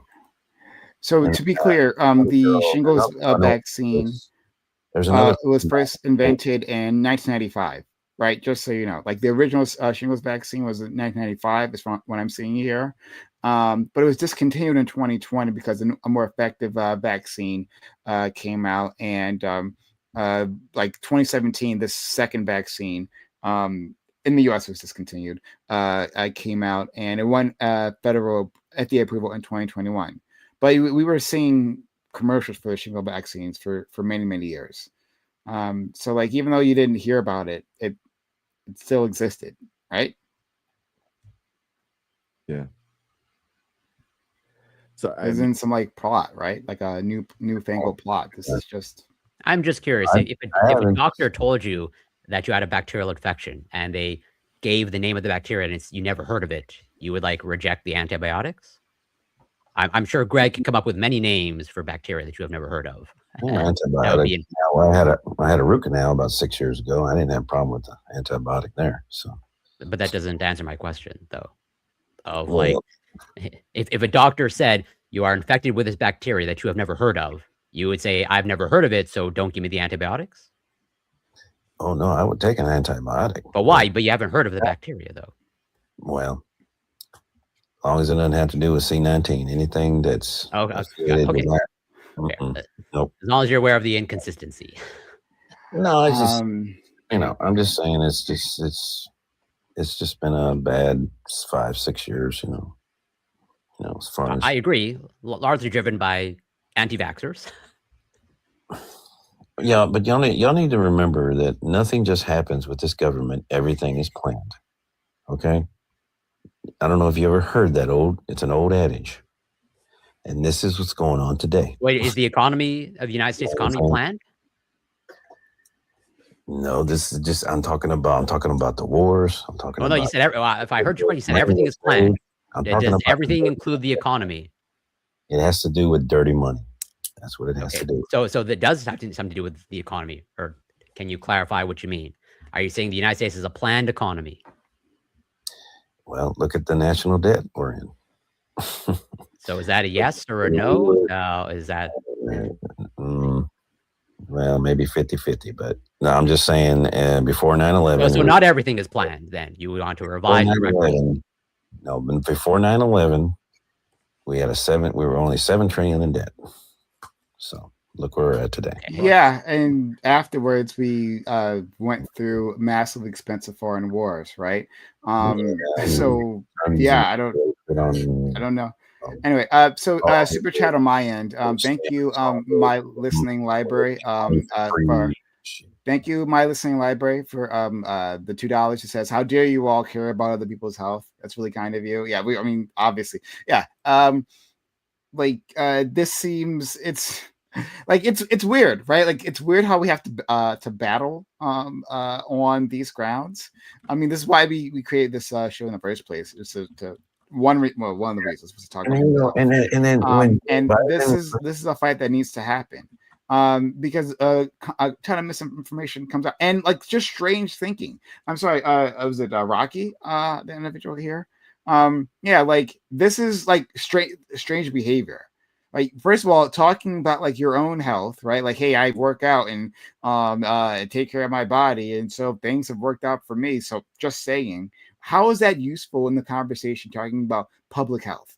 That has nothing to do with anything, right? So first of all, I'm happy that you are in good shape, right? And I hope that continues to be the case. But that has nothing to do with a discussion of public health. That gives us new information. You understand that, right? I'm just trying to give you an example how you can change your life and stop, doing certain things in your life. What certain things? You know, some people just drink beer every day and they smoke. Okay. They have a healthier lifestyle. Do you think anyone here would disagree with that? Right? Do you think that would be a useful thing for anyone here? Dr. Greg, right? Would you recommend that people smoke and drink excessive amounts of alcohol? No, I don't. Okay. Have a healthier lifestyle. Do you think anyone here would disagree with that? Right? Do you think that would be a useful thing for anyone here? Dr. Greg, right? Would you recommend that people smoke and drink excessive amounts of alcohol? No. No. Okay, Corey, would you recommend that people smoke or drink excessive amounts of alcohol? No. Me either. Okay, great. We're all on the same page, so we can move past that. And I imagine they would all back people exercising, right? But I'm not so sure. But still, okay. So we're all on the same page here. How is that? So what else do you have which is useful when discussing public health? I don't know, man.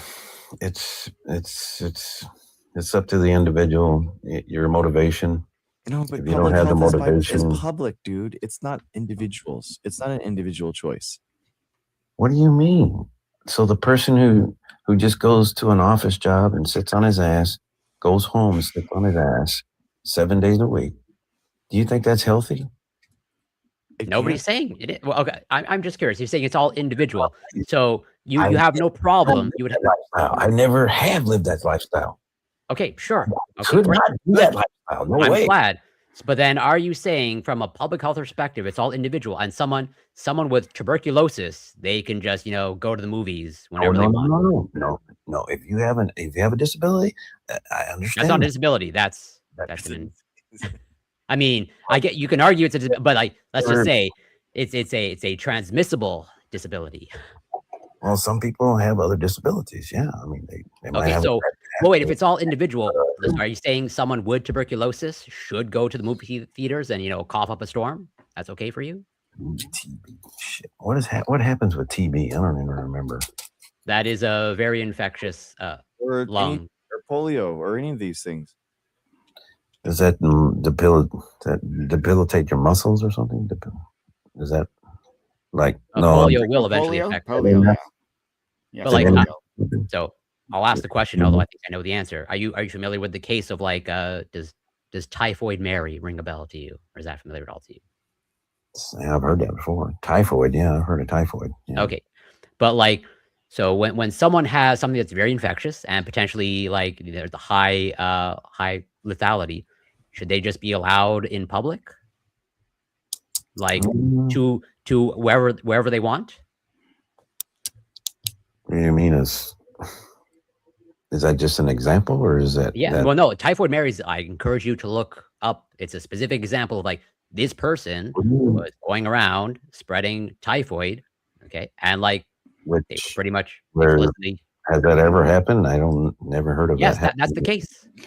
Typhoid Mary is one of the most famous cases of a failure of public health, right? Like, in fact, a lot of our public health regulations came out of this like one incident. This woman, she was working as a domestic worker in various places, in various households, and various organizations, right? She was doing food preparation, if I'm remembering the story correctly, and she was spreading like typhoid. There were like these massive outbreaks of typhoid. People didn't understand, right? Until let's consider moving on until other people like finally like realized this one individual was doing it, right? They just followed her. She just kept going around, and I if I'm remembering the story correctly, and I could be wrong, and maybe someone here can correct me, right? Like that like I think she was confronted about this and then like continue to like do what she was doing afterwards, spreading typhoid. Again, I don't remember the story like exactly, so if I'm wrong about that, I do apologize. The point is that she was a super spreader, right? She's one of the most famous cases of a super spreader, and so from there, like we have to alter our public health regime.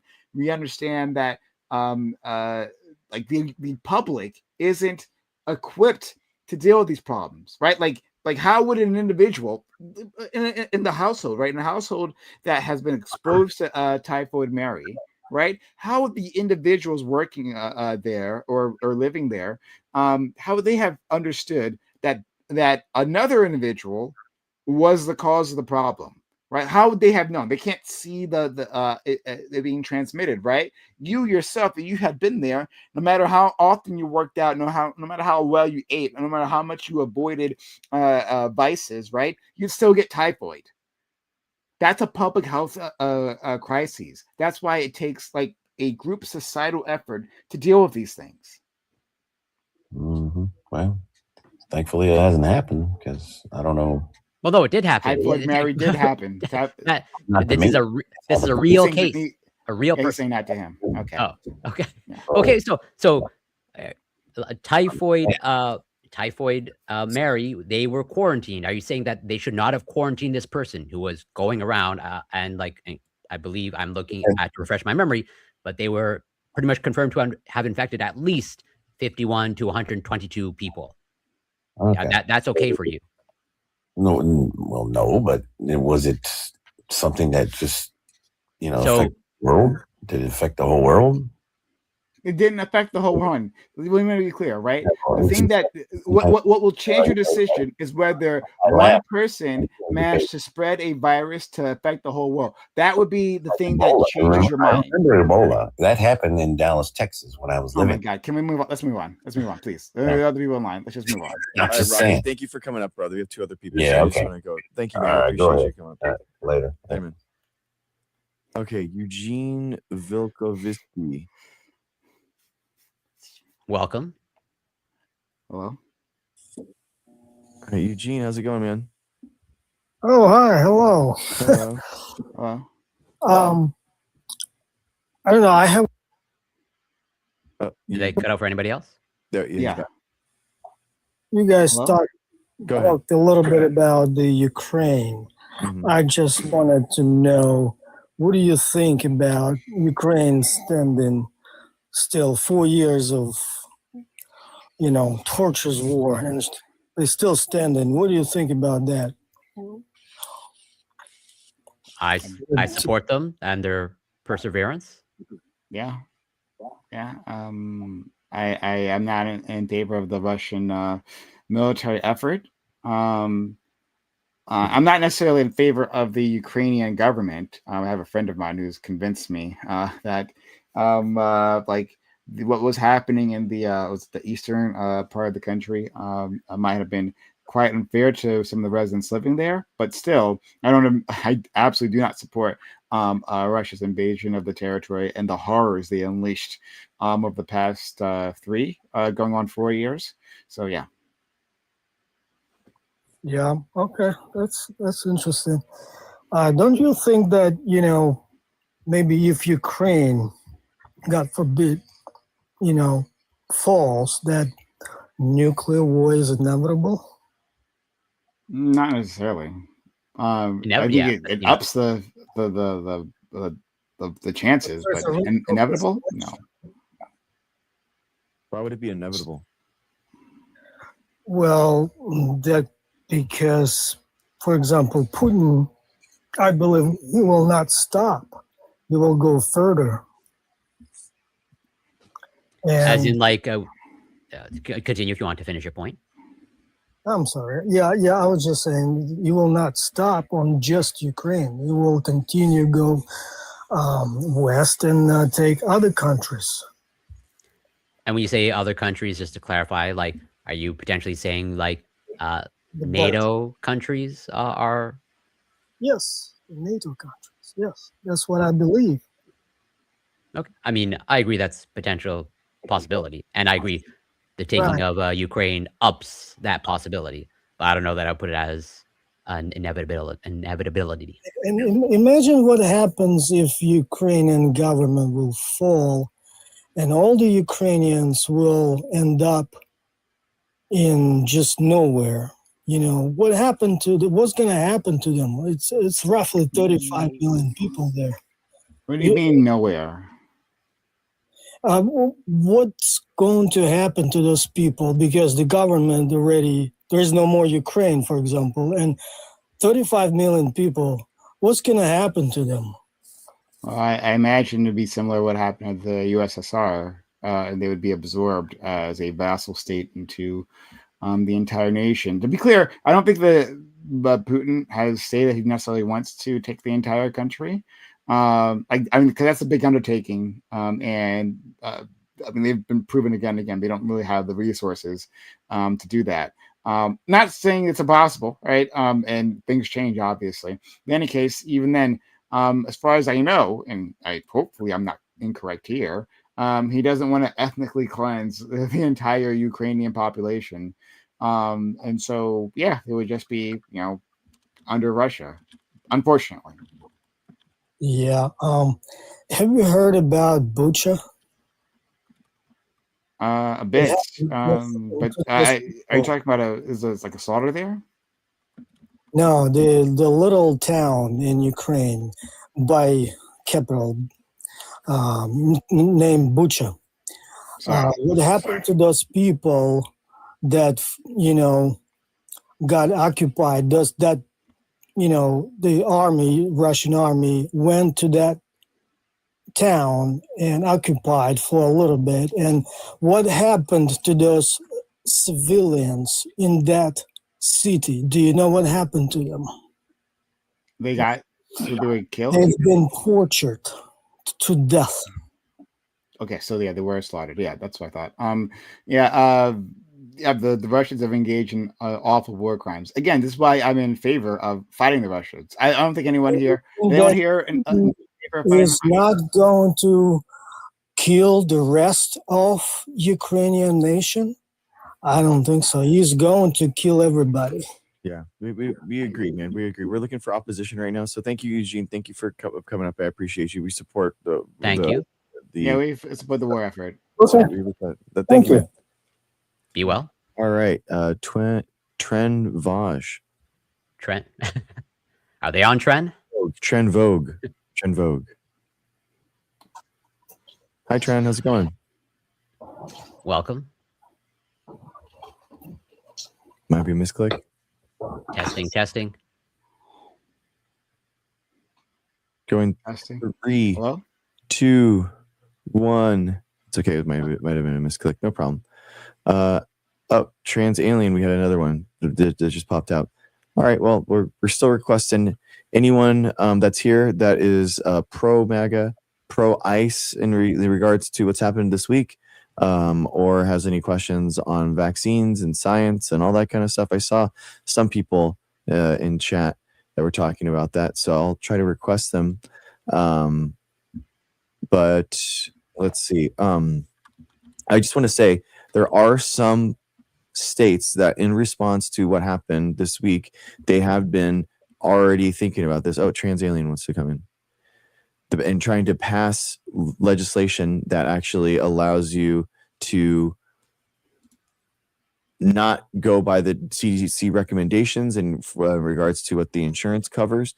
They're trying to bolster the vaccine access by allowing the AMA and the AAP and other medical groups to actually use those recommendations for insurance companies too. So the CDC recommendation really just is a recommendation, not a requirement. And I think that is awesome. That is what that is good. That's what's happening at the state level, I feel like. So in terms of that, and I haven't done research into this. Maybe you guys have clarity on this, maybe you don't. But in terms of for insurance, is this one of those situations where there are insurance plans that cover the CDC schedule? So it's possible that if you narrow the schedule, they won't cover as much, even if they still, for instance, even if it's still available, right? And at some sort of reduced cost, they don't necessarily either cover it, or they won't initially have it offered without special authorization, which then puts another barrier between a person actually. That is my understanding. Yes, exactly. Based off of my reading. Yeah, and we've been contacting and calling and emailing Pennsylvania state senators because we were asked in December by a physician congressperson, state congressperson there, that he wrote a bill and that he's trying to get it passed through the Pennsylvania Senate right now, state Senate. So, and I think it's a really interesting, amazing test case because Pennsylvania is a battleground state too. So if we can actually get this passed, vaccine access expanded in a battleground state, it's going to be really, really good for other blue states, obviously, but then also, other battleground states too, I feel like. Agreed. Yeah. Fantastic, just again, fantastic work, to Dr. Greg and his audience for doing these projects. You're actually making a huge difference. So please support Dr. Greg in any way that you can and support the effort. Thank you, man. I appreciate you saying that. Thank you. The food pyramid. The food pyramid that was inverted this Well, week. the inverted pyramid then, and then when you go look at the actual like recommendations, there's no real pyramid, or I don't know how it relates to the pyramid. Could Yeah. you guys help me out here? This one I didn't heard of. So okay, so in 1992, Food Pyramid comes out, obviously, and it's like the portion size of like what you should have, and then in regards to being the most being like grains and carbs, and then veg, and then meats, and then like saturated like fats on top of that. Actually, in what was changed was this is part of Michelle Obama's reforms and what she tried to spearhead. Was My Plate. So My Plate came out in order to actually change this. Yeah, I do create in 2011, I think. And it is actually just showed a plate and like portion control on what you should have on your plate in regards to that. And it's like super easy. You should have whatever, the plate, your ideal kind of like plate. And now for some reason they have like gone back to the food pyramid and made it so that you have like too much of the bad fats, and it's just very confusing to look at. It's not, you can't like picture it right for like on your plate, like what do I have in a kind of a meal, and then on top of that it's just very confusing. Like why is this pyramid upside down? And then they literally, is it AI generated? I wouldn't be surprised, honestly. Oh, I mean the figure for the pyramid is like, I don't know, it seems like really outdated or like really poor quality. I'm gonna put a screenshot in our Discord chat so you can see it. Please, thank you. I was going And to ask. one of the physicians that I follow was like talking about this, how like they used and stole like the exact language. They were like, for the first time, we are recommending whole nutritious foods. And it's like, What?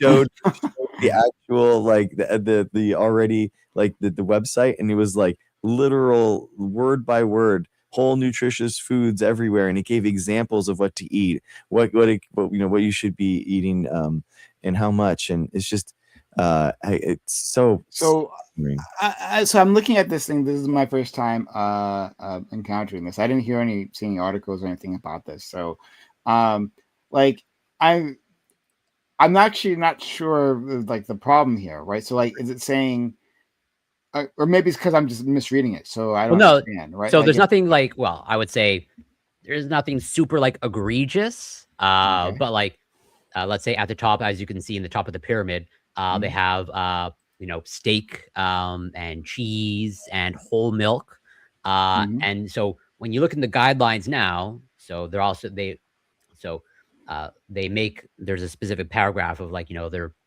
pretty much to paraphrase, okay, they're pretty much saying like, the war on saturated fats is over, and so now you can have butter, whole milk, and red meat and cheese, okay, and that's why, that's one of the reasons why it's at the top of the pyramid, okay.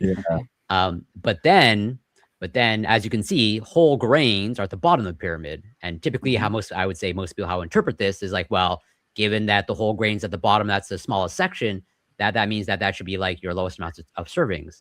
But then when you go in the guidelines, if I remember correctly, like when they say like what are the recommended amount of servings of whole grain that you should get per day, I believe they give the range of 2 to 4. But then for like the red meat or the dairy, they say it's like 2 to 3. And so it's like, it's not really that it has no relationship to the pyramid, or at least the size or scale of the pyramid. I see this, and whoever made this or allowed this or put in the foods that are examples here, like just obviously doesn't eat vegetables. That's what I see. I see like what is like the like iceberg lettuce is like the only like I don't know. It just seems insane. Like the carrots and broccoli, canned green beans, like it's just, and then a bunch of fruit. It just doesn't have like a lot of like really good vegetables, and it just seems like they're really taking I don't know. You're gonna have to help me out here. I don't like, because when I don't eat a lot of vegetables, so there you go, right? I'm one of those problem people. So, but help me out here. Like carrots and lettuce, those are good things, right? Like as someone said in chat, the iceberg lettuce is basically like cellulose and water. There's like zero nutritional value to it at all. The broccoli is good. Frozen peas and canned green beans. I mean, they're good. You know, like they're good to eat if you want to eat that, but it's not necessarily like, you know, what a lot of people. Yeah, I mean, I'm thinking like Brussels sprouts, things like that, where it's like you can really make them nice and you can actually. You know, you can. I mean, frozen peas are a common food stuff, right? And so are string beans. Like these are common things that people eat. So I mean, I don't necessarily see the issue, other than like, you know, maybe like whole grains appears to be something that you want to avoid, right? Like I can maybe see someone like making that error here. This just seems like a bunch of clip art food put on here, but like nothing bad. Just yeah, I would agree. Nothing egregious, but just the way that like, but that's the way it doesn't need to be designed as a pyramid, because it's not.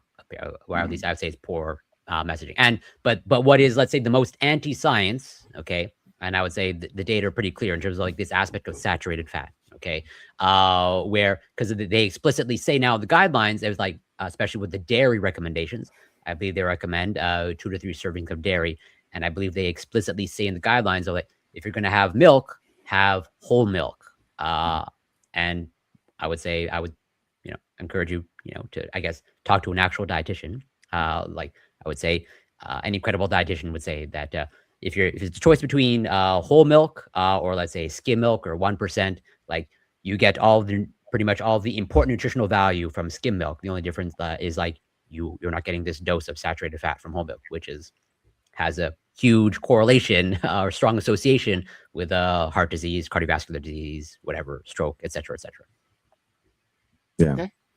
I mean, I for me, I've actually been meaning to make a video about this, but like my friend made a video like her ready to go good macros meal that you just need to, like, if you need it, you can get it. I have been on this tin fish thing. It's been absolutely amazing. Like you can have like fillets of sardines or mackerels, and you just like, they have tons and tons of different types of spices. You can really get whatever you want. So it's like room temperature, awesome fish. I get fish wife. Yeah, I got fish wife for my my wife got me fish wife for my present, for my Christmas present. And then so that's like your protein, right? And then I got we have this seaweed salad stuff, which is like a delicacy in my mind. I freaking love that stuff. I love to get it at sushi restaurants. So we got that. So I eat that, and then I have like crackers. I'll just put like a little cracker, put the fish on the cracker, and then eat some like seaweed salad, and boom, I got like, you know, really good. I got my fiber from the seaweed salad. I got the, you know, the protein. I got the omega-3s. I got the carbs from the crackers, that kind of stuff. I love that stuff. I have no problem saying, nah, this is not related to the topic. I hate seafood. Okay, nobody's perfect. Yeah, true. Nobody's perfect. Yeah, I've like, I especially like, they have like smoked mussels and stuff. Oh my gosh, it's so good. It's like a delicacy. I'm just like, I feel excited to eat it, and it fills me up. I think that's the biggest thing. Now, genuinely, like, you know, they did revise the protein guidelines, which is like 1.5. I do feel like the protein guidelines was a little low, just because, not because of like what you need in order to survive, but like protein helps you feel more satiated. For me, like I eat protein, and I actually have like, you know, I don't need to snack afterwards as much and that kind of thing. So I do recommend, like I personally do, you know, eat. That's how I eat it. So I eat like 100 and I weigh 180 pounds, so I have like about 170, 180 grams of protein a day. And then everything else kind of falls in line from there. So that's how I align, and that's how I eat every day.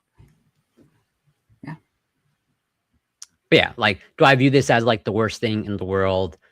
No. But I would say, again, going back to the overall poor messaging, and yeah, it has the fact that it's a inverted pyramid just seems to be meaningless when you go into the actual, look into the actual recommended servings per day. And again, just the It feels overall, like changing the pyramid just to change like the pyramid. I mean, first of all, it doesn't have to be in a pyramid format like Michelle Obama was like, right? Like it doesn't have to necessarily be within that format, but like they just kind of just inverted it for like no particular reason. They tried to erase what Michelle Obama did, and they went back to the pyramid, and then they just inverted it. Literally, that's to show that they did something. It's literally. Yeah. But yeah, but then for sure, like this aspect, pretty much the most egregious for me is this saturated fat aspect, and yeah, their emphasis on full fat dairy. That's it. We have another person that's just joined. So, okay, Jackson Peterson, how's it going, man? I muted you because your mic was like loud, but any relation to Peter Jackson, or just? But welcome. You can unmute and let's see here. Testing. What's Hello? up? Hello. Hello. Hi. What's going on, man? What's up? Nothing much. Just wanted to peek in and maybe say something. Sure. Go ahead. Okay, so what side are you? Are you Republican or Democratic? I'm Canadian. I'm a leftist. We're against billionaires, dude. We're against billionaires. Okay, so well then let's talk about something else. What do you guys think about the Mexican border? Do you think we should have this Mexican border or no? So what do you think about the Canadian border? Yeah.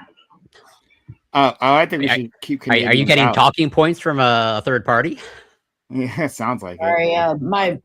my associate over here is trying to talk about the Canadian border. All right, he's obviously a child. Okay. Yes, we should have a Mexican border, sure. And a Canadian one.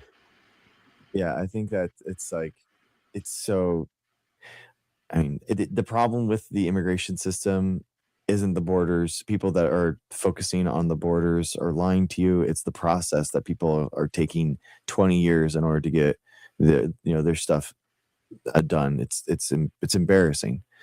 That's the problem. Yeah. What are your thoughts? Guest. Oh, I kicked him. We can't. He's obviously a child, so we can't have. Oh, we can't have. Okay, sorry. I didn't know that. Okay, yeah. Yeah.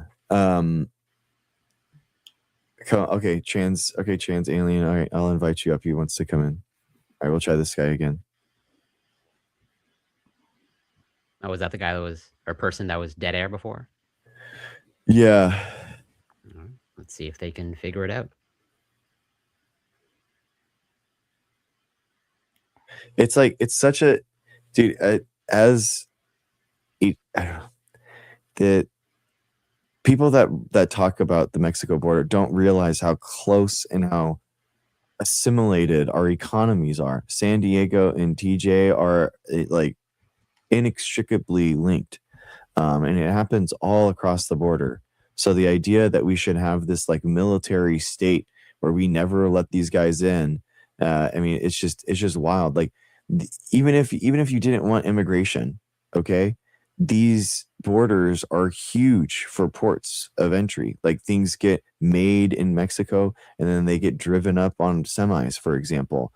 So I mean, it's just again, it's so like, why can't we just like actually understand and live in a real world, as opposed to this fake world that we are post hoc rationalizing because Trump said a crazy thing once about, build a wall, and now that we have to like make ourselves contort in order to say this nonsense.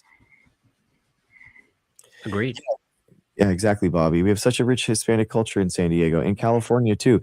California's constitution was actually written in Spanish too. It was written in English and in Spanish. So like we have like a deep history of integrating, them, obviously because of the war and taking their land too, obviously. But we appreciate and love that culture as well. Hey, Aeronautical. So did the person who wanted to come up, do you know if they? He didn't. Sorry, no, he didn't. Sometimes like you invite these guys in the MAGA in chat and they bounce. It's about the substances coming across the border. Ruben, yeah, I understand that. I mean, a lot of it is actually shipped in through like mail, so it doesn't necessarily even come through the border. That's another like lie that people say, like from the algorithms, man. I mean, I trans alien, I literally invited you, bro. But I also want to, this talking point of, it's about the drugs, which there's some credence to that argument, but I also want to reframe it of like, there's also the fact that there's a huge demand for these drugs in the United States. Yeah. Like, but like, it seems like the United States doesn't want to maybe ask the question of why is there such a high demand for these types of drugs in the United States? Mm-hmm. And they just want to, I don't think you can put all the blame on other countries when you have a significant portion of your population, let's say, that strongly desire these drugs for, a variety of reasons that are complex. But and the demand is clearly there. By the way, and for the labor too. It's crazy. I mean, you could literally end and make people self-deport by making it illegal to hire an illegal immigrant, right? Like, so someone that doesn't have proper papers, it would make them, which is the term that is what those people are. If you made it illegal to hire these people, then they would leave. They would not. They wouldn't want to be here. But the reason that we don't do that and the politicians don't do that is because they want to exploit these people and they want the cheap labor, and that's just what it is. So they don't.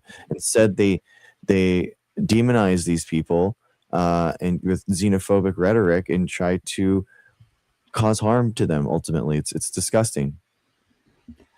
Okay, trans alien now. So I guess are they there? Okay, we're gonna see if he he's loading right now, so we'll see if he actually joins. Okay, keeping us in suspense. This individual. Hope they have third time's the charm, or fourth. I've lost track. Yeah. Are you there? Oh, he's coming. He's loading right now. Loading. Okay. Oh, okay. So Brendan's saying MAGA in chat if you're a MAGA, guys.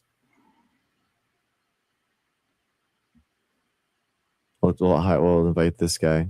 See if we got 2 invites out for both of them. We'll see if it goes out. Okay, yeah.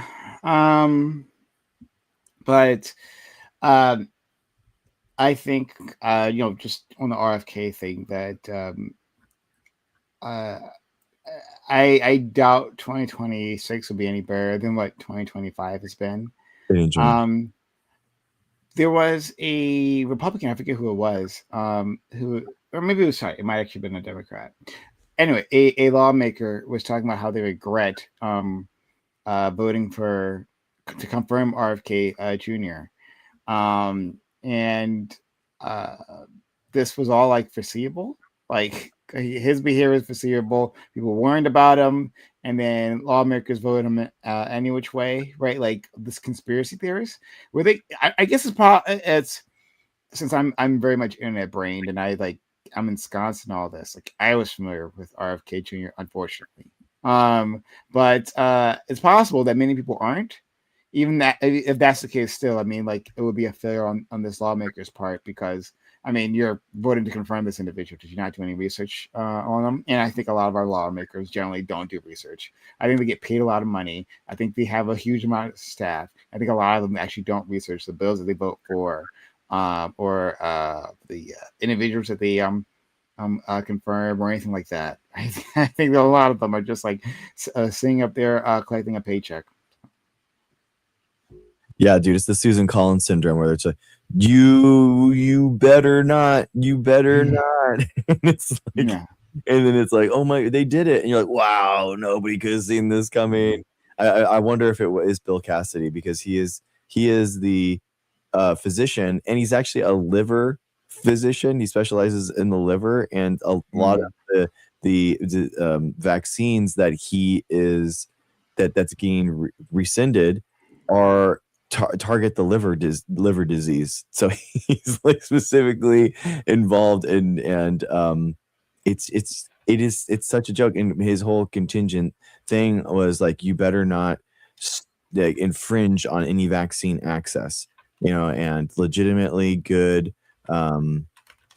legitimately like sound science for vaccine. You better not. And RFK was like, no, dude, we want the best vaccines. We want the best, like most sound vaccines. Obviously, everyone knew that was an impossible standard, right? Everyone understood that, except for Bill Cassidy.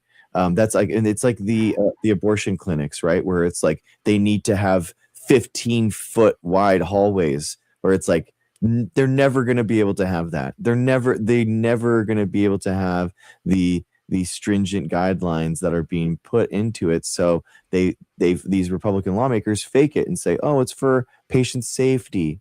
It's for we care about the patients, and these are egregious things. It's in the same way. It's concern trolling, right? Where they say, oh, I'm actually pro-vaccine. I RFK is like, I actually want the best vaccines, but they're restricting access, as we've seen, by changing the recommendation. But hopefully, honestly, it does inspire a lot of these states to actually pass these bills, to actually kind of get out of the CDC. And it's sad. I mean, the CDC is really only a recommendation. It's not a mandate. It's not a requirement. And it is doublespeak. Exactly. Anyone else coming in? No, there's nothing in the queue. I tried to invite them and they didn't come up. Okay. I might have to end things around here. Got other things I'm up to. Likewise. But yeah, this was an excellent discussion. I was happy As always. Yeah. A really good talk. Glad these individuals, the ones who did make it up here and speak to us, thought you guys did a great job, and it was fun talking to them all. Everyone, come consider following me at Twitch. Can you put your to say something in chat so I can pin your comment? My phone is just not operating. That's why I couldn't join in on the call thing, because my phone is just not cooperating. Okay. But Twitch, YouTube, Kick, and TikTok, Prime Kai, PRIMECAYES. Love to have you. I do debates, and I debate others. We have like group debates, and it's a whole lot of fun. And we have conservatives there, right? And we have our friend Corey there as well on a regular basis. So come check me out if you enjoy what I said, or I infuriate you in some way. I'd love to have you. Okay. Yeah, guys, follow Prime, please, so you can host some awesome debates on TikTok. Go, Corey. Yeah, I'm Corey Campbell. As always, a pleasure to be here. And you can find me on Twitch, Corey Campbell 84, Twitter /X, YouTube, Instagram, TikTok, Substack, all at It's Corey Campbell. It's only really the Twitch that's different. And yeah, looking forward to next week, and hopefully, MAGA is less shy next week. Dude, last night they couldn't come in and defend themselves either, man. It's wild. I think they don't feel like they need to defend themselves, and it's indefensible, so they're hiding. To be fair, pretty much what MAGA is doing is indefensible, so I don't blame them. Exactly. Being cowards. All right, guys. Well, thank you so much for coming. I really appreciate you staying up. They're the East Coast guys, so thank you for staying up. I appreciate you. Pleasure. Yeah, take care. absolutely. Be well. Bye. Yeah. Bye.